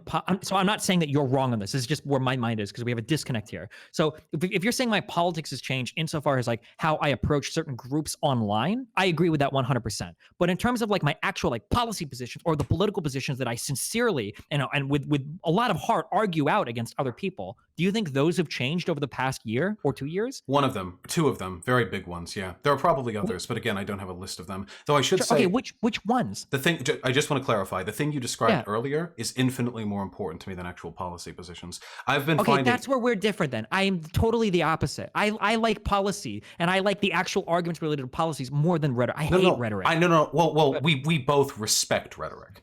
Whether or not I mean, policy is obviously very important. I think the impact of rhetoric, as in the positions that we're in, is always going to be greater than the impact of policy preferences. In fact, I would say that unfortunately, many of people. course, Yeah, yes. yeah, of course. But that's what we play to. And as a populist, I don't mind that too much. I know that as a I specifically don't play to that, but maybe to my detriment sometimes, and maybe in a stupid way sometimes that might go counteracted to my messaging. But I really hate rhetoric, and I really try not to like make it a focal part of my conversations, like deliberately so in the past. No, But like, I want to say in terms of specific positions, and this was something that disappointed me immensely when I heard about it. And you can back up on this if you want to, but your the change you've had in your positions on the support of democracy and of campaign finance laws, you changing your positions on those two things were just like putting the lid on the coffin in terms of like the I guess I'd always hoped maybe I could get you to adopt a couple left-leaning positions, but open anti-democratic advocacy. You can clarify your position if you would like. I don't want to misrepresent you. well, yes. So one of my big problems with democracy is these are two like really long conversations. So I guess like to briefly summarize, one of my big issues with democracy right now is I believe that the problems that people face are incredibly complicated and very difficult today, and they require long-term solutions. Some of which might have a slow start. So, for instance, climate change, and I don't think that these things can survive like political regimes. That any politician that necessarily gets us like started on the road to like a good policy towards climate change is going to be so unpopular. They're going to be voted out. People aren't going to understand, and we're going to fuck ourselves over on some dumb shit. This is why fossil fuels and everything still continue to be popular today. I don't think it's just because of large corporations. I think it's because of the people that work those jobs. It's because of Americans that want to overconsume energy, et cetera, et cetera, et cetera. So that's like my one, like a big issue I have with democracies. I don't Yeah, think it solves the I problems yeah, I that are think really complicated. I think that's kind of a microcosm of classism right there, in my opinion. Because what you're That's doing, fine. what you're Go doing ahead. right there, in my opinion, is Hmm. that you're taking a consequence of capitalism. And I know you take umbrage with the idea that capitalism is responsible for the climate crisis. I'm happy to address that um, shortly. You're taking an issue caused by that and you're shuffling that blame onto the good, honest voter. I agree that voters in America, and probably everywhere, are fucking idiots. but I believe they Let's are. qualify that though. They're Yeah, idiots no, because nobody can achieve the level of education needed to be super well informed on all no. of these issues That's because you what have I to work and feed your family. that's what I disagree on. I think the reason why democracy is flawed in this country is because of a deliberate effort on the part of what you could call them the elites, I suppose, people who manage school curriculums, people who write the textbooks, people who decide what's get played on the media, the people in power, to cordon thought over the thought of the public over in a specific direction. It's called manufacturing consent. Noam Chomsky has written on this extensively. He's basically my idol when it comes to getting into leftist advocacy. The idea is that people in power are fucking our democracy because it is to their material interest to sell us on ideas that are ultimately detrimental to us. Like, for example, the climate change business, billionaires not really going to be affected that much by climate change. A lot of them are pretty old, they're very wealthy, they can build little floating cities, they'll be fine. To poor folks, though, to the working class, climate change is going to fucking kill them and their children and their children's children. And I genuinely believe if we had a society of the people, by the people, for the people, where the main systems of power are controlled by the same people who vote, that we could get messaging out that would encourage people to vote responsibly when it comes to issues like that. Okay, why were people able to be misled by these people in power? Because people in power have power? What do you mean? Like right now, there's literally nothing stopping every single person from going down to their local voting booth and voting in like a green candidate or something. Why don't they do it? Because people's voting decisions are going to be subject to the ideological whims of the media and educational channels that they've been subjected to over the course of their lives. Of course, they could just do that, but it's not enough to just say, hey, go do that. You have to build a society that will encourage them to do that. Yeah, so what democratic structure exists that won't be susceptible to a certain class of people having more influence on another group of people? Well, such that any like, yeah? Oh, I mean, you've complained plenty about rent-seeking behavior in the past. This horrid quasi-fascist union of corporate and state interest, like with Betsy DeVos, for example, as our education, like this is a huge, huge anti-democratic blow because it means that the profiteering interests of corporations who want good, loyal drone soldiers to work at their firms are going to overlap with the state's interest to produce, let's say, a functional citizen. But a big one is the disparity between the worker and the owner. Yeah, privately owned firms. I mean, why do you think we have such a climate change debate in this country? Is it a coincidence that the billionaires that run the news outlets, Murdoch, every country in which he owns a media outlet? So let's say we get rid of all the capital, all the firms, and now we've organized a society in a different way. How do you find which people are going to be well educated enough to deal with things like climate change? How do you even begin to pick those people? How does an uneducated population choose? Well, it would be a very gradual process, I imagine. Over the course of decades. So I'm curious. Let's say we're in the idealized form of this version, okay? I'll ignore the fact that we'll never get there. I don't believe we will, but we'll ignore that. Okay. Let's say we're in the idealized version. How do you have a normal citizen that can make an informed decision on something like climate change? I imagine that the normal citizen would be the beneficiary of education and media channels that aren't deliberately working against their class interests because they're being run by people with the same material interest.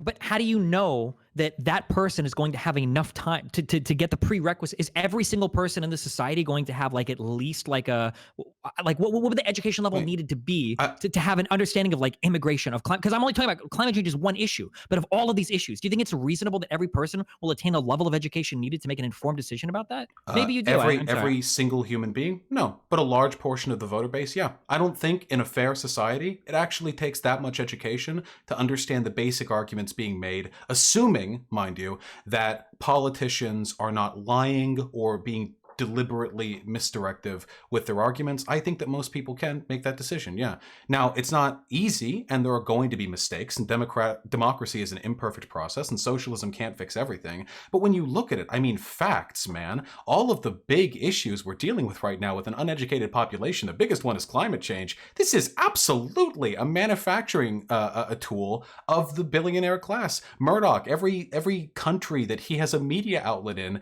has a climate change debate with big quotation marks around it that surpasses any of the more sane, rational countries that recognize unequivocally that it's a human-caused issue. This is something that's being done. Doesn't literally every single media outlet aside from like Fox News recognize the destruction of climate change and talk about it constantly? Like every time I turn on CNN or MSNBC or read an article by WAPO or Vox or the New York Times, aren't I constantly seeing articles about how horrible climate change is and how the predictions are that by 2050 the planet is going to be uninhabitable by like 80% of people? Like, yeah, of course. Well, yeah, but Fox News, I could be wrong on this, pretty sure has a larger viewer base than any of the other major news On an stations. individual level, yes, but collectively, Right, CNN, on an MSNBC, individual whatever. level, but then you also have talk radio, which is a huge one, and that's dominated by conservatives. You have the new wave of the right online. Figures like Ben Shapiro, for example, or Charlie Kirk, who push the same messaging but to younger, more impressionable people. Again, and these are all billionaire finance projects, of course. None of Sure. this is done like by a grassroots independent What worker coalition. It's done by what would billionaires paying people to disseminate propaganda. what would keep your society, your idealized society, from having the same type of like people in charge of education or whatever that wouldn't push like a certain type of bias thing that might favor like a state or might favor some other position that would happen in a private firm in any capitalist society? Yeah, so I believe the distribution of power will usually lead to better outcomes when it comes to meeting the needs of those who have that power. So, take for example, fossil fuel industry.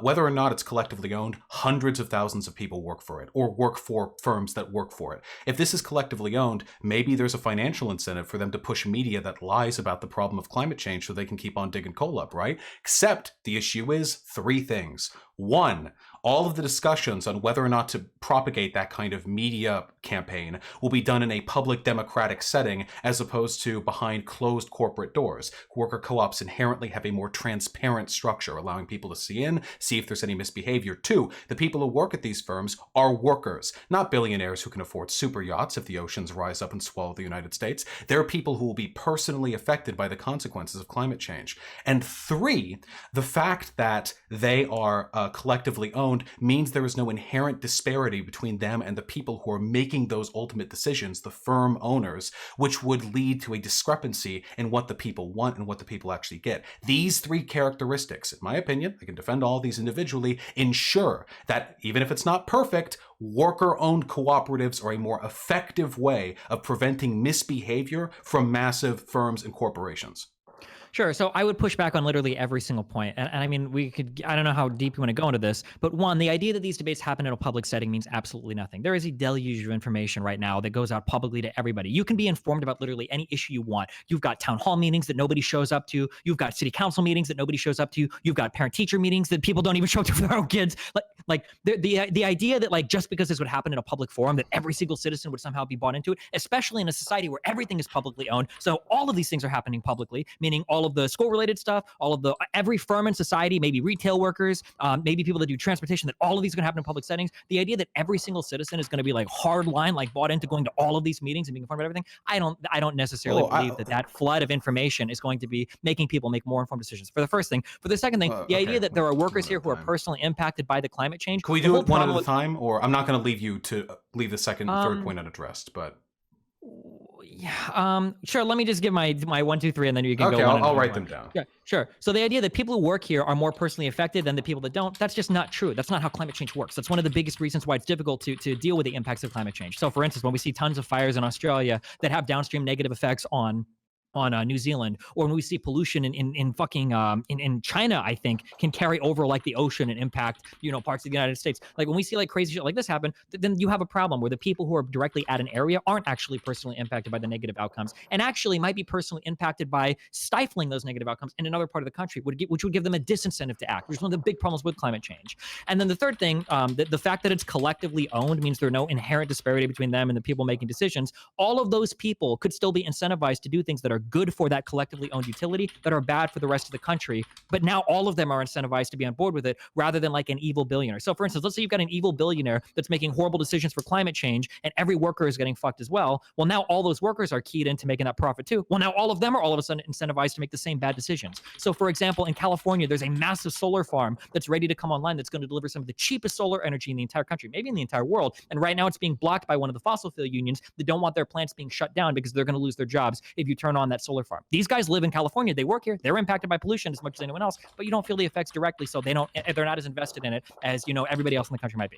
Whew. Okay, that's the 3 points. Go. Yeah, so I'd like to go over these individually because I think I have substantive counter-arguments to all of them. Sure, go for it. The first one, with regards to transparency, I'm not saying that every person on Earth has to come to the individual worker commune meetings that are taking place in oil or gas or whatever firms are responsible maybe for doing bad things. What I'm saying is that the transparency takes place both within and without the organization. I can't tell you how many times I literally can't. I don't have the data in front of me. How many times corporations have done shady shit, or like suppressed the release of certain data, or engaged in rent-seeking behavior with a corporation, and none of it came out until years afterwards, because all of this was being done in private lobbying meetings or stockholder meetings.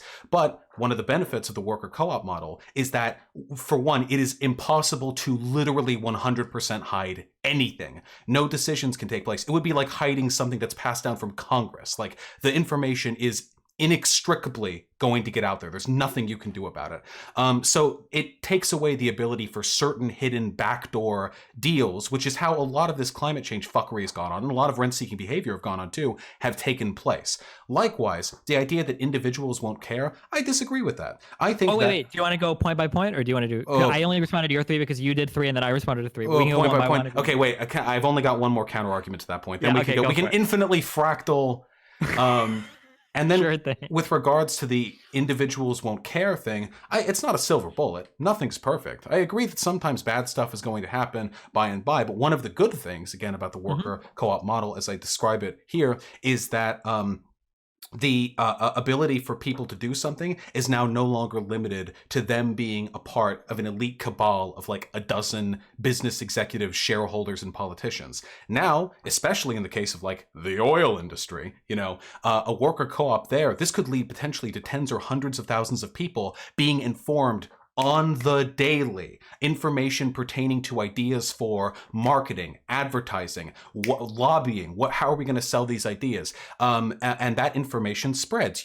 These people have side projects, these people have podcasts, all their information is being presented publicly and transparently. This information is infinitely more accessible and subject to debate than any of these high-level, autocratic, anti-democratic decisions that are made in traditional firms. And I think that will lead to a lot more scrutiny over what's going on in there. It must. It empirically has to. Our model right now encourages the greatest degree of opaqueness and secrecy imaginable. The only thing that could be worse, I suppose, would just to be a completely authoritarian government where there's no expectation for public dissolution of information at all.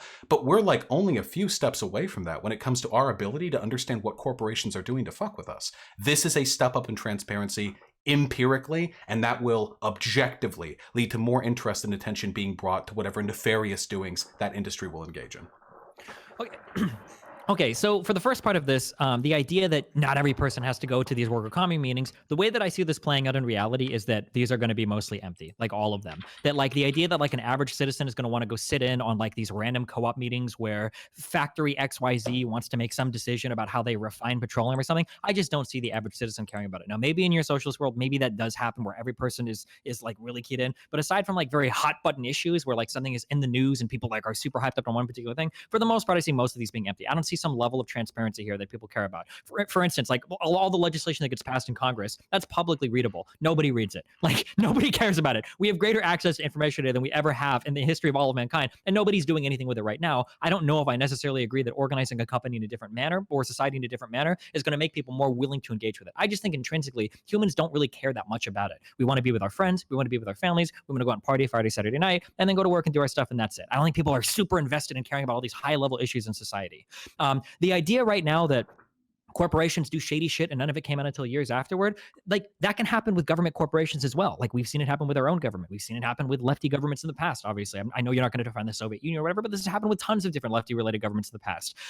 The idea that we're going to force some type of transparency with our government here, I agree that the transparency would be good. That has nothing to do with co-ops though. That has nothing to do with socialism or capitalism. That just has to do with forcing transparency out of these decisions. We could do it just as easily now in our economy or in our country as we could with any kind of co-op model. I don't think that lends itself better to transparency necessarily than the other thing. The idea that like there are benefits of worker co-op model that make it impossible to hide a particular thing, I don't necessarily believe that that's true either. We see unions in the United States fight against things like climate change because it benefits their jobs and their industries to do so. I think that the exact same argument could be made for a co-op fighting for its particular line of work against like the greater good of the country. I don't think it's even unreasonable to expect people to do that. I don't even fault unions for doing that. I think these are invalid arguments. I'd like to address them rather quickly, if I may. Okay, yeah, let's do one at a time. time. Let's go to the very first one. Okay, I don't think so that every single person in a society is going to be like invested, or even a majority of people, or even like a decent minority is going to be invested in like all of these open meetings and communes I everywhere. I didn't. don't think I it's going okay. to happen. So I didn't say everyone has to be invested in them. I said Hmm. that, and this is how worker co-op models tend to operate. People within the firm vote collectively on decisions that are made, or they have some sort of hierarchical, like you vote for the council above you, and they vote for the council above them. Hmm. This isn't like a who will show up to these meetings thing. It will be their job to show up to these meetings, and it is, I think, inarguable that a system which encourages people, whether they be 10 people or 100,000 people, to actively participate in democratic debate over, say, for example, a lobbying bill that would push for a reduction in the regulations over the coal and gas industry. I think it is inarguable that such a debate would be made more transparent in the system I describe than in the system we currently live in which this can literally be done behind closed doors by high top level people, very wealthy people who are completely insulated from the consequences of their behavior. Your argument that unions can act against the common interest while valid in another context is not valid here. I am speaking specifically of transparency, and unions are not worker co-ops. Unions have bosses. This is a more transparent system. Whether or not you Wait, believe transparency will I, mean anything, I mean, you when it say comes to voting and these things, you keep saying that these are transparent things. You're not telling me that these co-ops that you're talking about are existing with zero vertical structure at all, are you? no, there's usually a very limited vertical structure. It depends on the size of the firm. There are a bunch of models of worker co-ops. Well, because like, is every single worker going to vote on every single policy and every single job? On, Or on top, I'm on, not trying to get lost in the weeds, but like that sounds like a monumental on task. top, the way I've had it described is that you consider voting and being a part of the democratic process of your workplace to be a part of your job. Like you work Monday through Thursday, for example, and then maybe from 3 to 5 on Friday, you and whoever else's section for that particular point in time are paid, that's your job, to go over the issues, to discuss this in whatever hierarchical council format you have. But yes, the democracy is baked into the system. And this, by the way, this conciliation of work time does not seem to lead broadly to a decrease in the productivity of worker co-ops. So I consider it time well spent. Get people involved in the stuff your firm's actually doing. Get hundreds of thousands of people to talk about what it is your firm plans on doing, whether or not that's good for the country. Get that information out there. This is just more So wait, democratic, more wait, yeah, I transparent. understand more democratic, but more choice or more democratic doesn't necessarily mean better No, outcomes. more Like, transparent. This is just one of 3 points that I made. But this is sure, more more. transparent, sure, but wait, hold on, because I'm just trying to understand. Because this model, if it would work out how you say, then you're almost begging the question. It sounds amazing. If I could have 100,000 workers all go to a big building or meet in a different place in the country and all vote in a well-informed manner on every single part of their job, like that sounds like an amazing thing. But that sounds incredibly unrealistic. No, no, no. Like, are you? Well, no, we do it today. It's simple. Say you have a firm of 100,000 people. There's going to be a vertical structure. There's no way to have Mhm. just horizontal for 100,000 people. A small segment of the work week is cordoned off for every worker. Some people it's Friday, some people it's Monday, whatever, for them to actively engage in a bulletin or a list of issues that's being discussed at their level for a given length of time. And maybe you cast a Wait, wait. vote.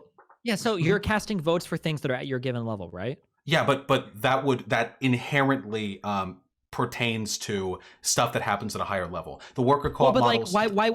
why wouldn't there be things at a higher echelon that you just wouldn't have access to voting on then? That you Uh, would know. I have never seen a proposed model of worker co-ops that advocates for that because that kind of defeats the purpose. At that point, you just have more. You have private firms that are just owned by a large group of bosses at the top. The Yeah, I'm individual just trying to democratic. understand how like somebody that like makes cars is ultimately going to be voting on the type of software it's using for auto drive. No, no, Like, okay, okay. No, technical decisions are obviously relegated usually to people who make those technical decisions. yeah, but there a are technical decision can hide a plethora of other side effects as well, right? Like the technical decision of where we manufacture a given automobile might have downstream impacts on things like climate change or whatever. That is So how do completely you? that is completely true. And in a democratic model, I think there is a democratic workplace model. I think there is a higher likelihood of those potential concerns being brought to public scrutiny than there would be with the model we have today, which virtually ensures that all transparency has to be dragged kicking and screaming from private firms. I agree. There's always a potential. You have found a potential downside, but I remind you what you have just described. Whatever possible negative outcome there could be from that could be much more easily brought about in a private firm. I mean, after all, in that case, there wouldn't even be a democratic system to subvert. You would just Well, do the the thing. negative. Well, no, the negative outcome in a private firm was if they were doing something that led to some economic cost, that they would become less competitive, right? And Well, then they would lose out but of a private firm. well, a public firm would care about that too. I mean, this is still property rights. We're not talking about Wait, state wait, wait. ownership. Is there still profit in your model? Collectively distributed amongst the workers, yes. I advocate for market politics. I'm not talking Oh, so about this isn't even socialism then. You're just talking about co-ops. this is This market is this is market socialism. There are two components to socialism. I'm arguing right now how one of the two components to socialism can help things like misinformation distributed concerning climate Wait, change. when you say there's two components, so you're arguing for changing the means of production, not the mode of production? Exactly. You're I arguing to think give it to the workers, but you're not getting rid of the profit motive? this is I think we're getting lost in a little bit in the weeds here, but I argue for a transitionary state where I believe that it is necessary to secure democratic control by the workers before you can make substantive economic changes like an abolition of the commodity form. I think you need to have a worker-run society before that can function.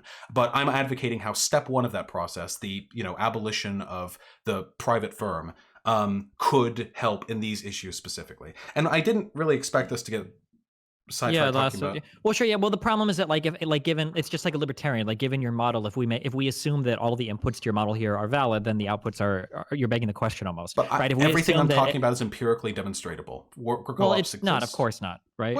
Well, okay, all right. Obviously, I don't have like an America 2 with all worker co-ops to point to it with you, but we know worker co-ops exist. We've seen how they function. We can make Yeah, they have prescriptive limited arguments. success in certain industries. They're not ubiquitously found throughout an economy, and they're definitely not competitive with privately owned firms in the majority of the economy, right? No, the evidence that I've seen suggests that they actually are quite competitive. In fact, they're more resistant to things like price shocks and economic downturns because because the internal sort of democratic model they work with can often overcome some of the myopic short-sightedness of private investment.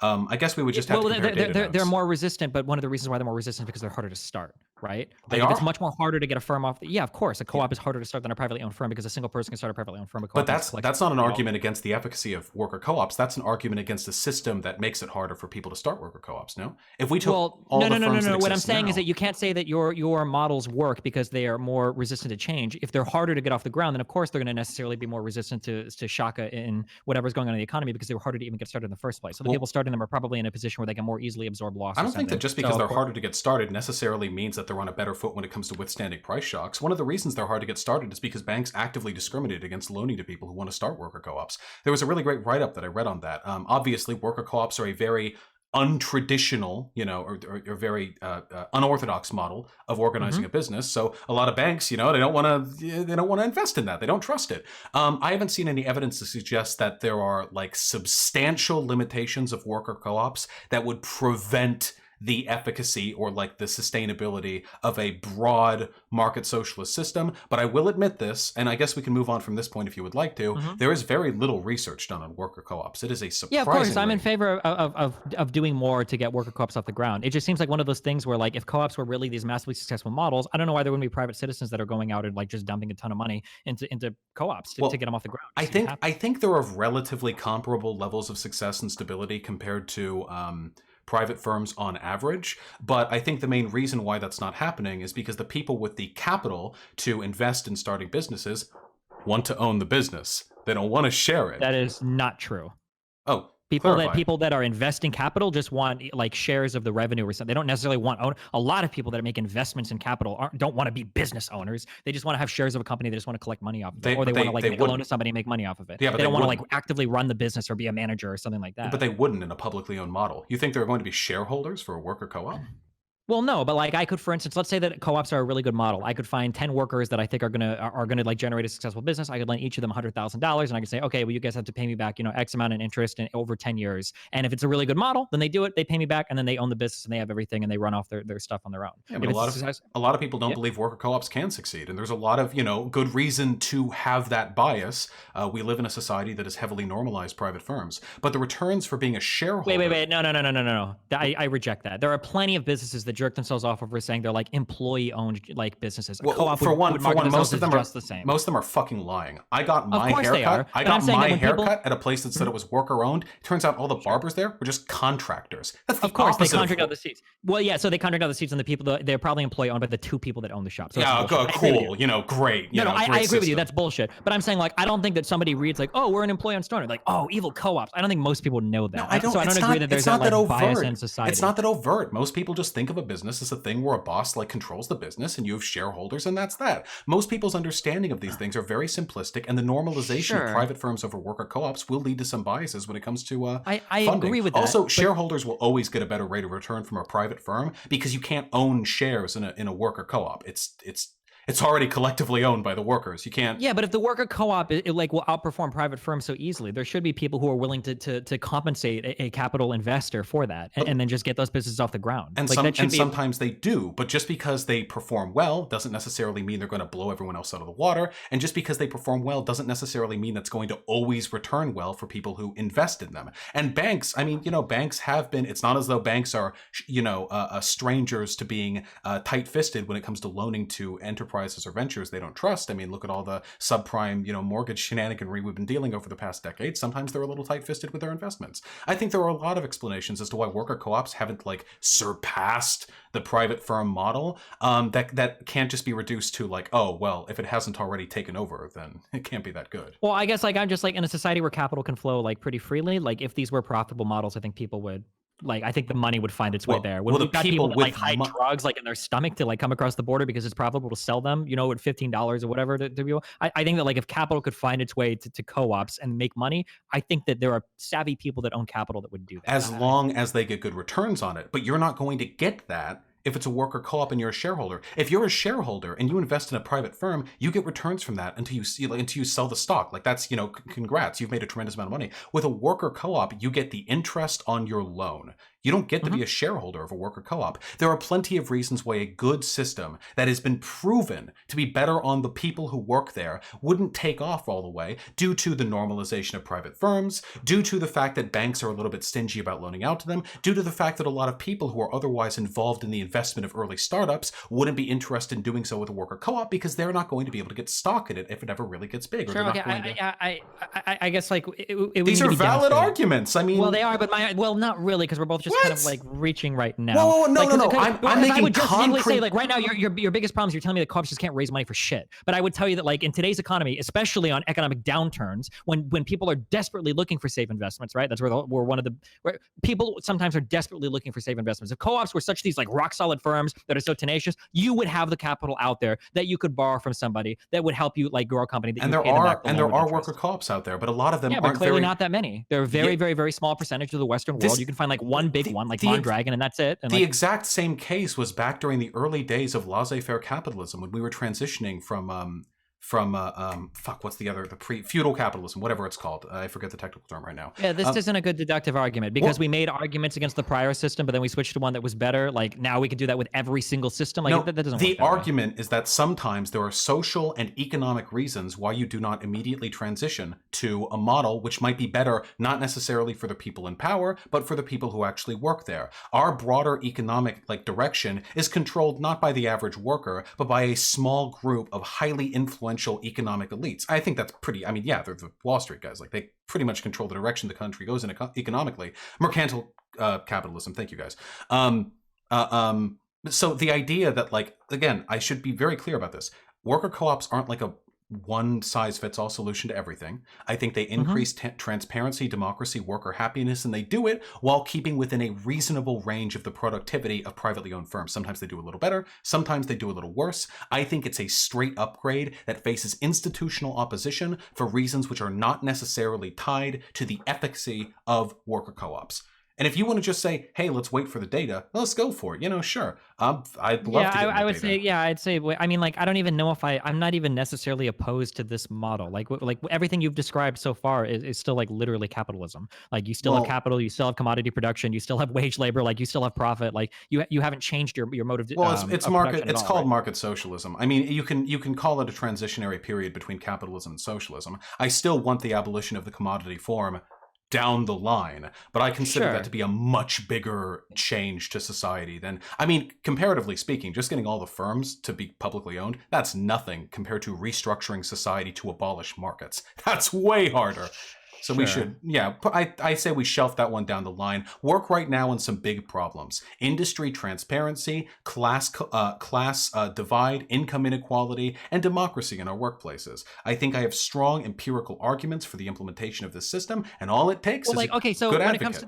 Sure. So when it comes to the democracy in the workplace, like what is an example of like a corporate structure or firm for a large company that operates where every single employee is voting on like the policies or procedures of every other part of the firm? That's like of a reasonable size, not like a 10-person co-op in San Francisco or something, but like 1,000+ employee company. I mean, I imagine there would be some degree of hierarchy and vertical organization. I don't think, for example, that people at the top need be voting on like whether or not Karen should move her shift to Tuesdays. Sure, but this is like my whole problem is that the more verticality you have in those upper echelons, you're going to have all the same potential for horrible, shady shit to happen that you do in private owners. There is no model of worker co-ops that are proposed, which I am aware of, which would not have a higher level, a much higher level of democracy and transparency, even at the highest level of the hierarchy, than we do currently experience in firms. If your argument then is that it doesn't go far enough to solve these problems, I mean, we can workshop that. I'm sure there are a lot of really nuanced policy decisions that we could sort of mull over if we want to. I love those kinds of discussions. But on the whole, I think it's pretty empirical. This is still a step up, at least for the things that I'm trying to fix. And this discussion began with talking about whether or not worker co-ops would help with democracy and climate change. I mean, like these vertical levels that you're describing literally sound like shareholder meetings to me, like where they publish notes and they call, like they make the phone calls and then they publish like what a company is up to or whatever for any publicly traded company. I mean, I guess you would argue that like there's even more transparency and that literally no secret would be done behind closed doors. I mean, I could push or ask you like how NDA or like private shit is done or security stuff is done. I don't think it would function like that. It's possible to have levels of verticality at a firm without the uppermost level turning literally into a shareholders meeting. The people at the top would be elected, and everything they do would be subject to the same degree of public scrutiny that anything done at the bottom would do. Now, well, but they wouldn't really be subject to public scrutiny. That's the thing. Like, not everybody at the bottom is going to understand the top level decisions made. But like a guy that might be like, I'm not saying it's perfect. I can't make a perfect socialism. I'm hold on real quick. I'm not a good baker. I'm not trying to say that your argument is perfect, and that's why I'm critiquing it, because it's not perfect. What I'm trying to say is that it feels like every single problem my system has, your system could theoretically have in almost the same ways, or other problems that result from it, even if you patch some things up.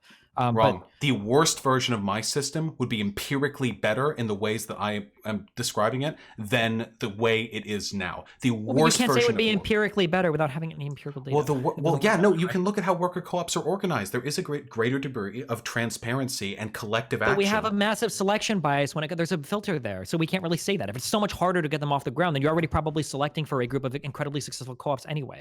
Whereas if everybody could start a co-op, maybe a lot more of them would fail. We were not entirely sure. No, even unsuccessful co-ops aren't usually unsuccessful because their upper echelon turns into like a shareholders meeting. Again, the worst version of this. Right now, we have a system where all of the decisions can be done with no transparency and no public input, in backdoors, by people who have a different class interest from the workers. The worst version of what I'm describing has a transparent upper echelon with limited democratic oversight, but are still elected by the people at the bottom, and whose ballot propositions are still looked over by the people at the bottom, even if maybe they don't understand everything.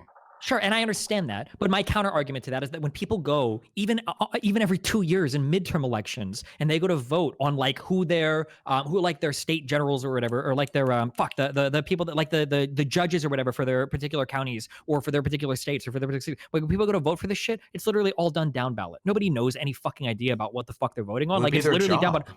It'd be their job to know. That would be part of their workplace responsibilities. They would be but paid. I don't think a guy, again, to go back to my I don't have as low of an opinion as people as you do. I think that in this system, it would be an improvement. It's not, okay, stop. It's not about having a low opinion of people, okay? I have a higher opinion of people. I don't think that people are degenerate fucks like us that like to obsess over policy. I think most of them just want to work their job and then get the fuck out and go home and fucking have fun with Karen and go out with their kids and party and shit and hang out with their family. You know, people can like their jobs. Sure, they can, but I don't know if a guy that, you know, is manufacturing widgets is going to care about the AI software that's used in like their marketing division of their company. I don't think the average worker gives a fuck. I don't know because they're stupid how to point this out, but they just. I don't know how to say this, man. The worst version of my system is still an improvement, even if there are problems, even if human nature trends innately towards lackadaisy, good for nothings, or whatever you want to say, or whatever I want to say. you're being highly reductive here. The I mean, you say worst. that I'm being reductive, but in a world where we can manufacture consent, when powerful corporate people can make people believe in certain things, which even that we could argue about, but in that world, I don't know why somebody with a lot of social capital who is like the leader or in one of these upper echelons at a company could also push through changes, could also convince workers to vote on a certain thing, because a guy that manufactures widgets isn't going to know Because fuck at all least about they would be software. voted for, and the things they push for would be represented transparently. As I said, even the worst version of my model outperforms the traditional Your private version of firm. your model could be driven by social capital just as much as mine is driven by financial capital. I don't No, know no, if no, no, one no. is more I great than the disagree with other. this. Whether or not social capital is relevant when it comes to like the popularity of one person who maybe does like bad things, like you can drum up like a campaign to get elected or something. This is still a greater degree of democratic involvement and transparency. This is still a union of the interests of the firm with the interests of the workers who vote in the positions of the firm. There is no way out of this. I understand you take umbrage with democracy as a concept because you don't believe at this point that it's an efficacious way for people to arrive at conclusions that better their lives.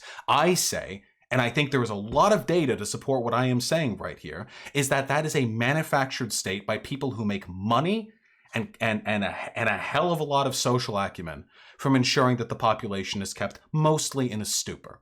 And this is, I think, a very defensible theoretical position. Again, I think Noam Chomsky is something a person we share some respect for no other reason than because of his giant brain. These are problems that you just can't fix without looking beyond the box that we have been confined in. And I am advocating right now for what is comparatively a fairly substantiated, well-researched empirical position that seems to, on all accounts, improve some aspects of the workplace environment.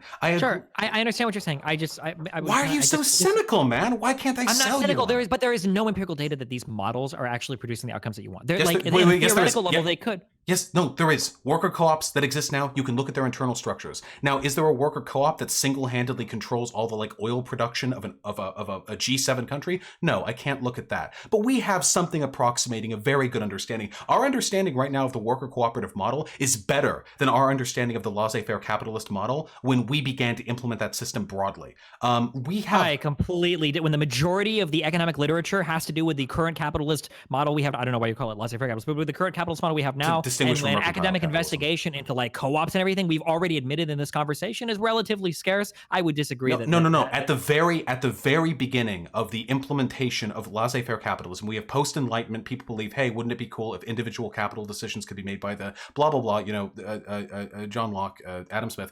When we start making these prescriptions, when we start making these arguments, when societies start to take this seriously, there were at that time less investments into the idea of a private citizen, a peasant who owned by their feudal lord, getting money without the permission of the crown to open an industry. Okay, I understand that but that's the problem, my dude. You have to agree, or you're acting in bad faith, that there are good arguments on my side, and you have to agree that in the past we have made enormous paradigm shifts with less or comparable levels of faith to go on. All I'm trying to do is sell you on the legitimacy. I disagree with that. People like to pretend that there was this massive paradigm shift where all of a sudden we woke up and everything was capitalist. That's not how things happen. No, it takes People began trading and decades. bartering. I said that. Sure, yeah, sure. Well, then when you say paradigm shift, this isn't a paradigm shift that's happening in a year or even a decade. These are things that gradually happen over time. So you know what? If co-ops ended up being massively successful and they can overcome the problems they have, then yeah, sure. Then I'm all in favor of fucking co-ops or whatever. I just haven't seen that demonstrated yet. I think we both agree that there is scant empirical evidence that is actually supporting that right now. And most of your arguments right now are resting on theory.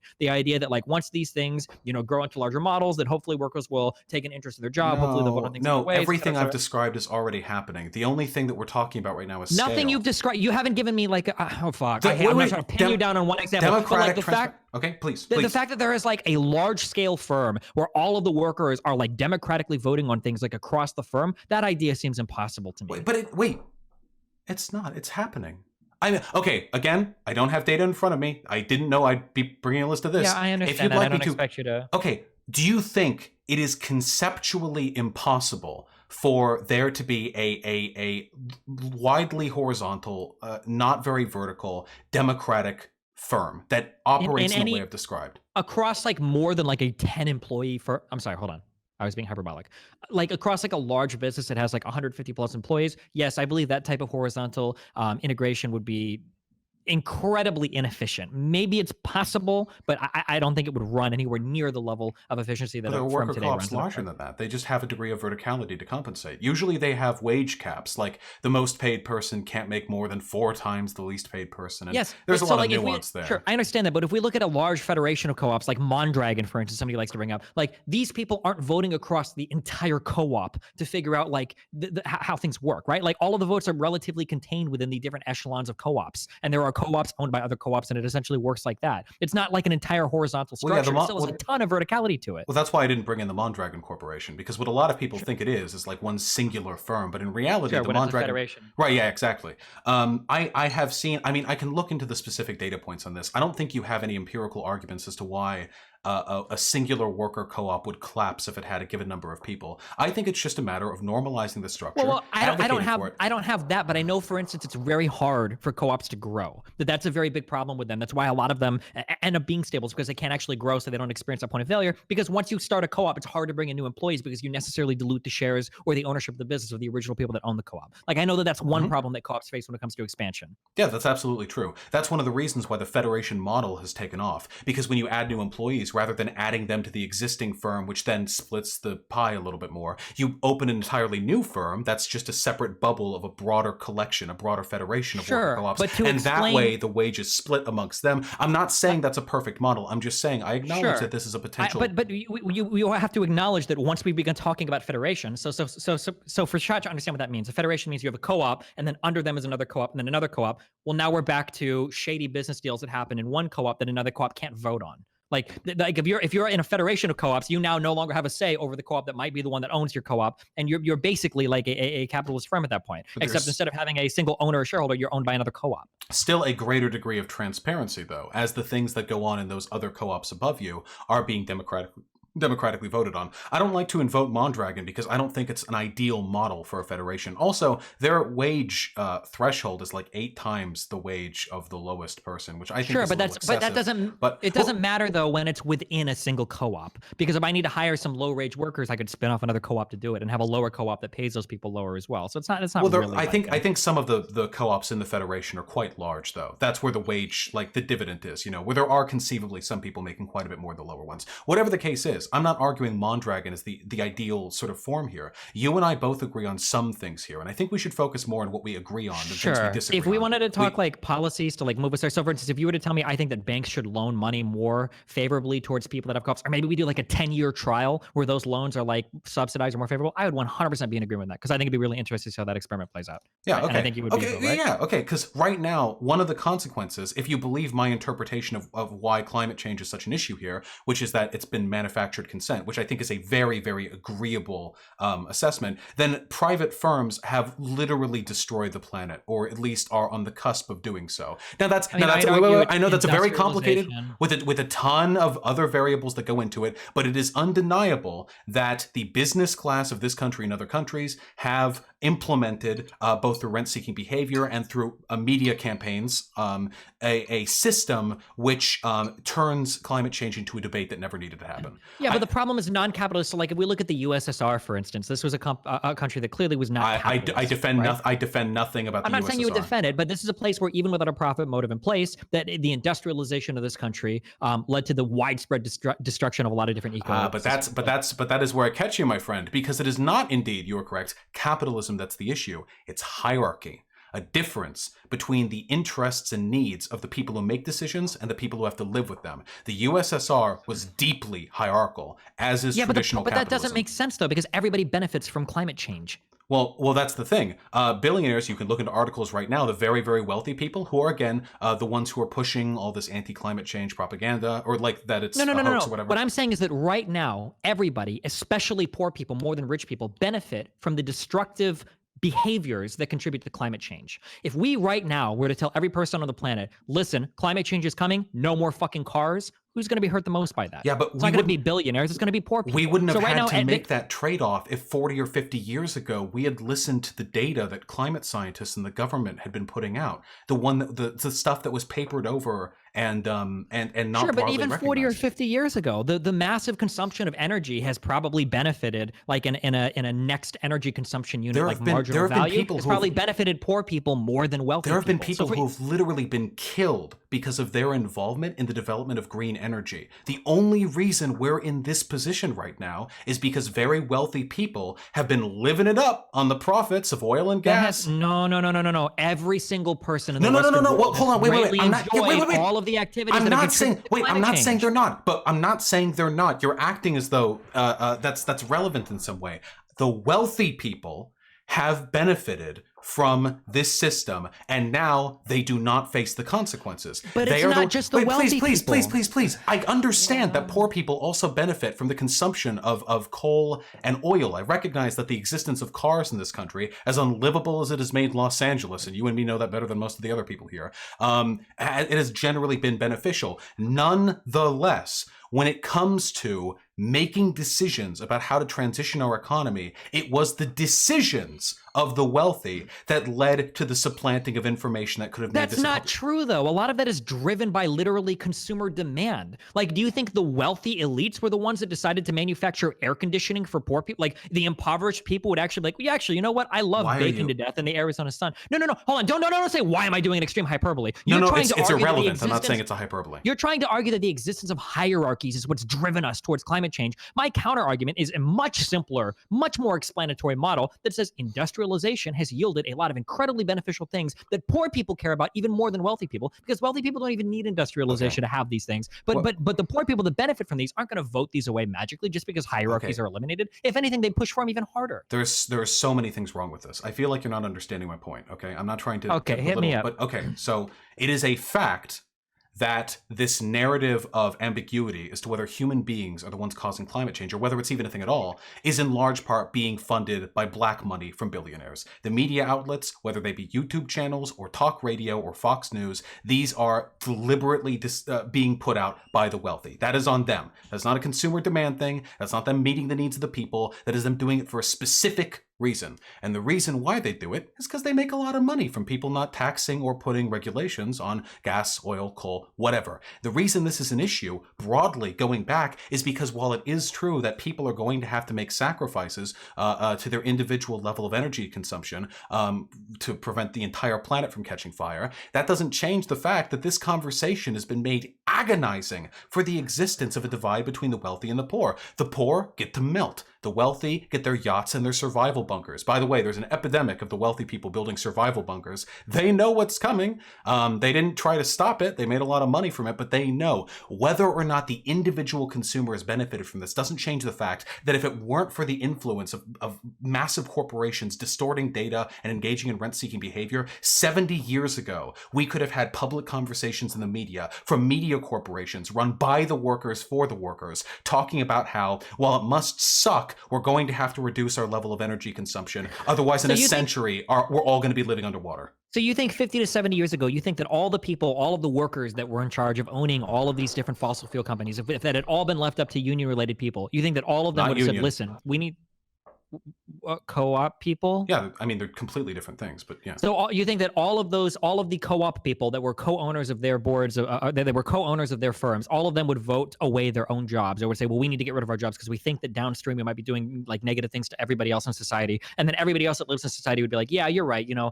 we don't really want the automobile as much as convenient as it seems to be, that everybody would just vote away those things in favor of this delayed gratification. What happened to nuance, man? No, they would probably be... Wait! They would probably be... No, hold on. You can't just say, okay, you're hitting me up with this utopian argument where... It's not utopian. I'm grounding everything that I'm saying. If everybody was in charge of all the factories, they would have all shut down to... I never said that. I never said that. Why are you making arguments I haven't made? I'm sorry. That they all would have, severely curbed production? No, I never even said that. Okay, what would they have voted on then, Bosch? Well, let's talk about it. So first of all, the policy decisions being made by the energy firms would have been done in a public environment with some degree of transparency. And what different decisions would they have made? I didn't say they made different decisions. This is only one part of the... So if they make all the same decisions... Whoa, please!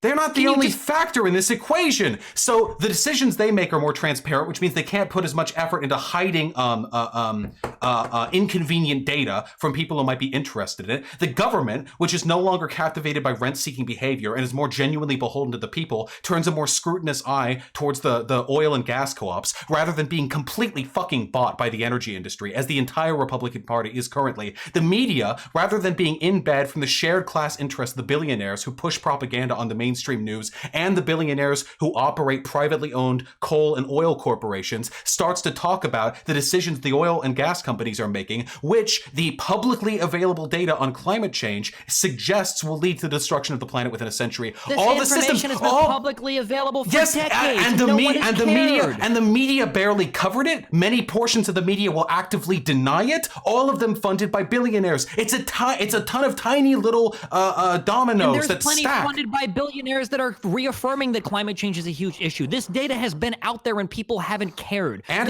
no. The idea that there hasn't been public top-level advocacy against the dissemination of understanding as to what's going on with climate change is delusional, my dude. Why are you fighting against an argument you understand right to be now, true? You've given me a historical counterfactual that neither of us can argue about. There's no point. I am arguing how the model of worker co-ops could have potentially prevented this. This is literally how manufacturing consent works. This is how it works. I know. I love that Chomsky book. Okay, listen. Wait, are you speaking ill of it? This is very simple stuff. No, I'm not. I'm just saying that you're proposing a counterfactual of history that neither of us could possibly know exists. And you're basically telling me that had corporations not spent money on lobbying, we would be doing something about climate change right now. There is no possible way you I can make empirical arguments about the fact that you can't, because there are none. It is the billionaire ownership of the media that has led to the dissemination of anti-climate change propaganda and scrutinizing. And it's the billionaire ownership of the media that's led to more widespread information about climate change. No, but you can't say that because the billionaires control everything in the media. I am pointing out that while they can do bad things with private ownership, none of that could take place in a collectively owned system.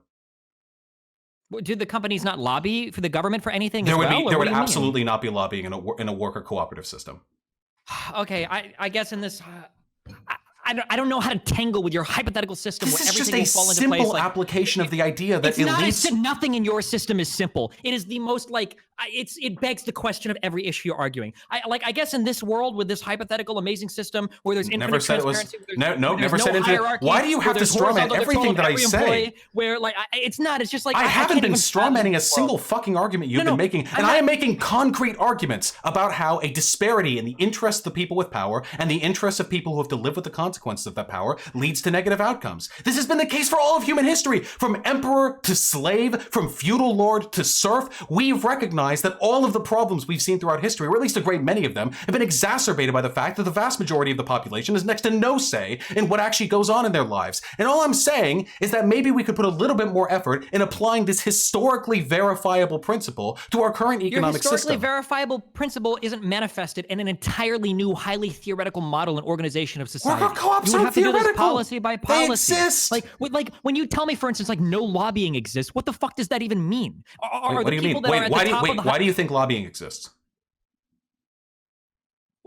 I don't know how you want me to answer that question. Okay, lobbying exists because there is a synchronicity between the interests of publicly elected officials and the interests of the people who control various, private firms.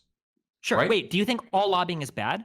No, I think the system on the whole is bad, but there's definitely some lobbying that's done well, like by interest groups for. So when you say that all lobbying is gone, what does that mean? Does that mean that a firm can't go to the public and say hey guys, here's some policies that you're going to be voting on. Here's our explanations of them. Would that be banned in your society? No upper echelon person is allowed to explain to the public hey guys, here's our thing, or make an appeal to the public for a thing they ought to vote on. Is that banned in your society? How about not being able to make closed doors donations? I didn't ask anything about a closed door donation. What does lobbying mean to you in a society? Well, lobbying can mean a wide variety of things. Yeah, I'm asking you in your perfect society, what does lobbying mean? I imagine that there would be a ban on any way by which firms could use money or leverage to influence the voting preferences of elected officials. Okay, so But in a private. So a coal plant, sure. So a coal plant has the decision to increase or decrease their operation, to increase or decrease power to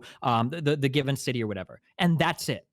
How are the normal people supposed to vote on that without somebody explaining, hey, this is going to cause climate change, or hey, this is going to increase? Like, that is necessarily lobbying. How do you ban that type of communication and still expect people to vote on things? That's not lobbying. What if we had a system by which private firms could make public appeals to the voting decisions of elected officials, and we put a ban on actual donations or campaign contributions? I'm not talking and about that way, donations. well, I'm just talking curious, about how would they an get their message acceptable. out there? I'm talking about an acceptable range of interaction between people who represent firms and elected officials. I think that's fair. That's lobbying. An interaction between somebody that represents a firm and then is appealing on behalf of that firm toward, even if it's publicly owned, towards an elected official. That's lobbying. Sure, then there you go. Sorry, That's the type of lobbying that I'm okay with. Oh. Sure, let me back away then, okay? Because that's not a gotcha. When we were talking about lobbying initially, you're talking about a private firm in a shady way using capital in order to leverage a vote or whatever. But you are in favor of lobbying insofar as like a firm just like making an appeal to the public. If there'd be a public facility, some way like a discourse, maybe we can add another big building, the Washington. They can come in there. Okay. Yeah, I think that's fine. I think most forms of lobbying are destructive. Some of them are pretty okay, I imagine. There are people, there are institutions whose lobbying efforts I applaud. I think that on the whole, though, it usually represents a synchronicity of the interests of the capital and the interests of the politician class, which is, of course, synchronetic to fascism. Not a big fan of that. Yeah, of course, I understand when you ramble. Like, what is that? Because you get a lot of. Why are you well, so when you say, uncharitable? do you think that it's synchronous between capital and the interests of the upper class that are against the lower class? And I could just as easily argue that, like, and even in a highly transparent society, that a given firm, even if owned by all those employees, might have interest for that firm that run counterintuitive to the rest of society or whatever. Wait, these different types of. Well, but I agree with that. Like I said, I mean, it's market socialism. It's a silver bullet to fix everything. I think there are simple ways we can push to make our society better through the advocacy for market socialism. I want more research done on it. Obviously, I don't have all the data, but in the ways in which I'm describing it now, I think it is an objective improvement to the private firm model. I don't know what that has to do with accusing me of being like meandering when I say it's fascism. Fascism is literally... It's just when you start stacking claims that triggers me. But listen, I understand. Okay, we could get we infinitely fractaled. We were not even close. Listen, wait. Do you really? Wait, can I ask you for the second policy point? Because I'm just curious. What your response is? Yeah. Because it's another. Because you named two things that I changed on. One was faith in democracy. The other was the other was campaign finance. Yeah. I didn't even. What is your erase all these points on my? Yeah. Okay. All right. Yep. I have a fuck ton of shit written down as well that I'm just backspacing through. That's okay. What is your counter to Citizens United? Because I hate it. I really do. I just don't see a way around it. Fuck the Constitution. No, I don't care. So let me to explain my point. I don't care about the Constitution. I don't fuck the Constitution. Amen. I don't care about the Constitution. Okay. But like when you're saying that like any type of advertising that you do that could be pro or against a certain campaign, when you say that we're going to ban that type like around an election season, is that something that you're intrinsically okay with? Would that like extend to like our streams? Like how do you reconcile that in your head? Where do you draw that line? I'm curious. So that's a really tough one. I acknowledge Yes. and I agree with people who say this is a more nuanced issue than a lot of leftists will give it credit for. I think that right now the consequences of Citizens United are disastrous. I think that any person who seriously believes in a democracy has to recognize that there needs to be some restriction placed. Oh God, I've never given this much thought. I think I would say in an ideal society, in a society that I would argue for, a market owned one or worker co-op one, I think that there should be incredibly strict regulations on the capacity for firms to invest in or lobby for anything, any kind of contribution. However, if there was some sort of normalized process of endorsement, where like we get this right now with big unions, we don't get this with corporations. Like Union B will say like, I support Bernie, and people like cheer on CNN or whatever, or don't likely because it's Bernie. We don't do that with corporations. No one will ever say, oh, Exxon comes out in favor of. I think in a good system, we could do that. We could say like, okay, you can't donate whatever, but hey, this firm, that firm, this firm, voting season comes around, you can say who you like.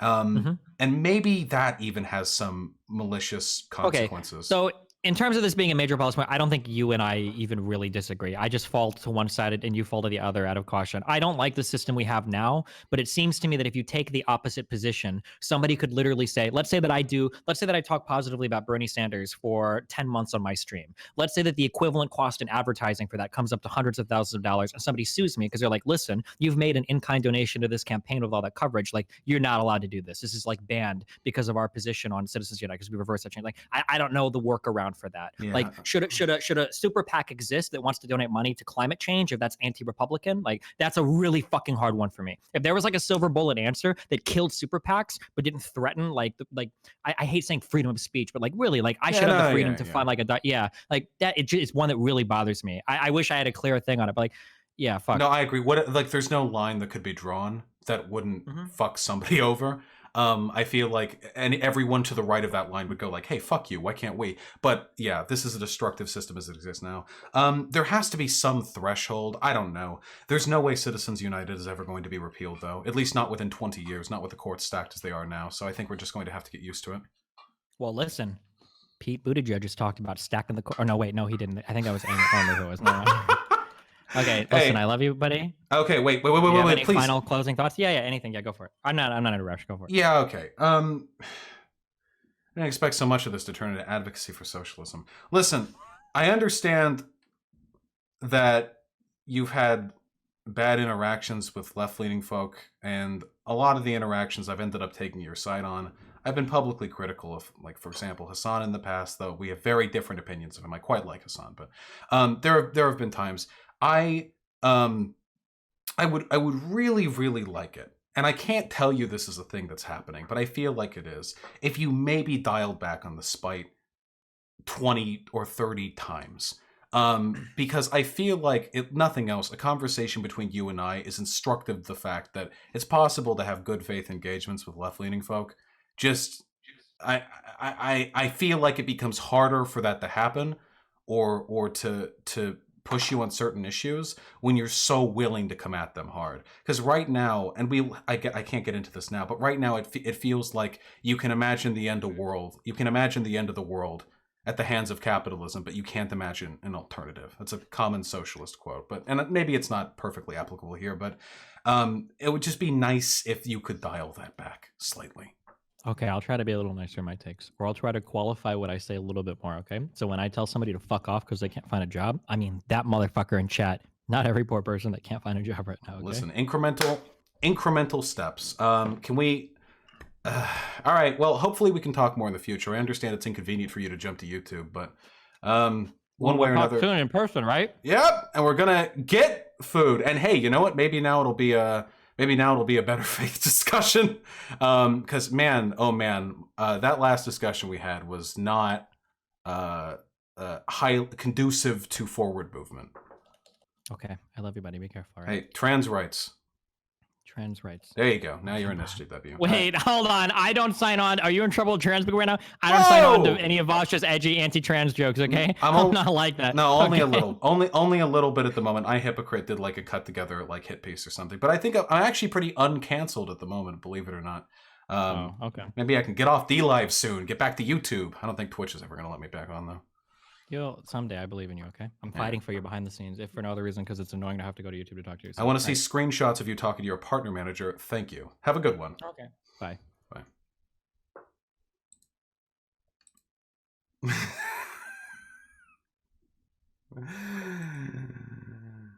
Okay.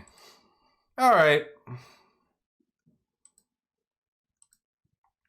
You know, I think that went about as well as it could have went.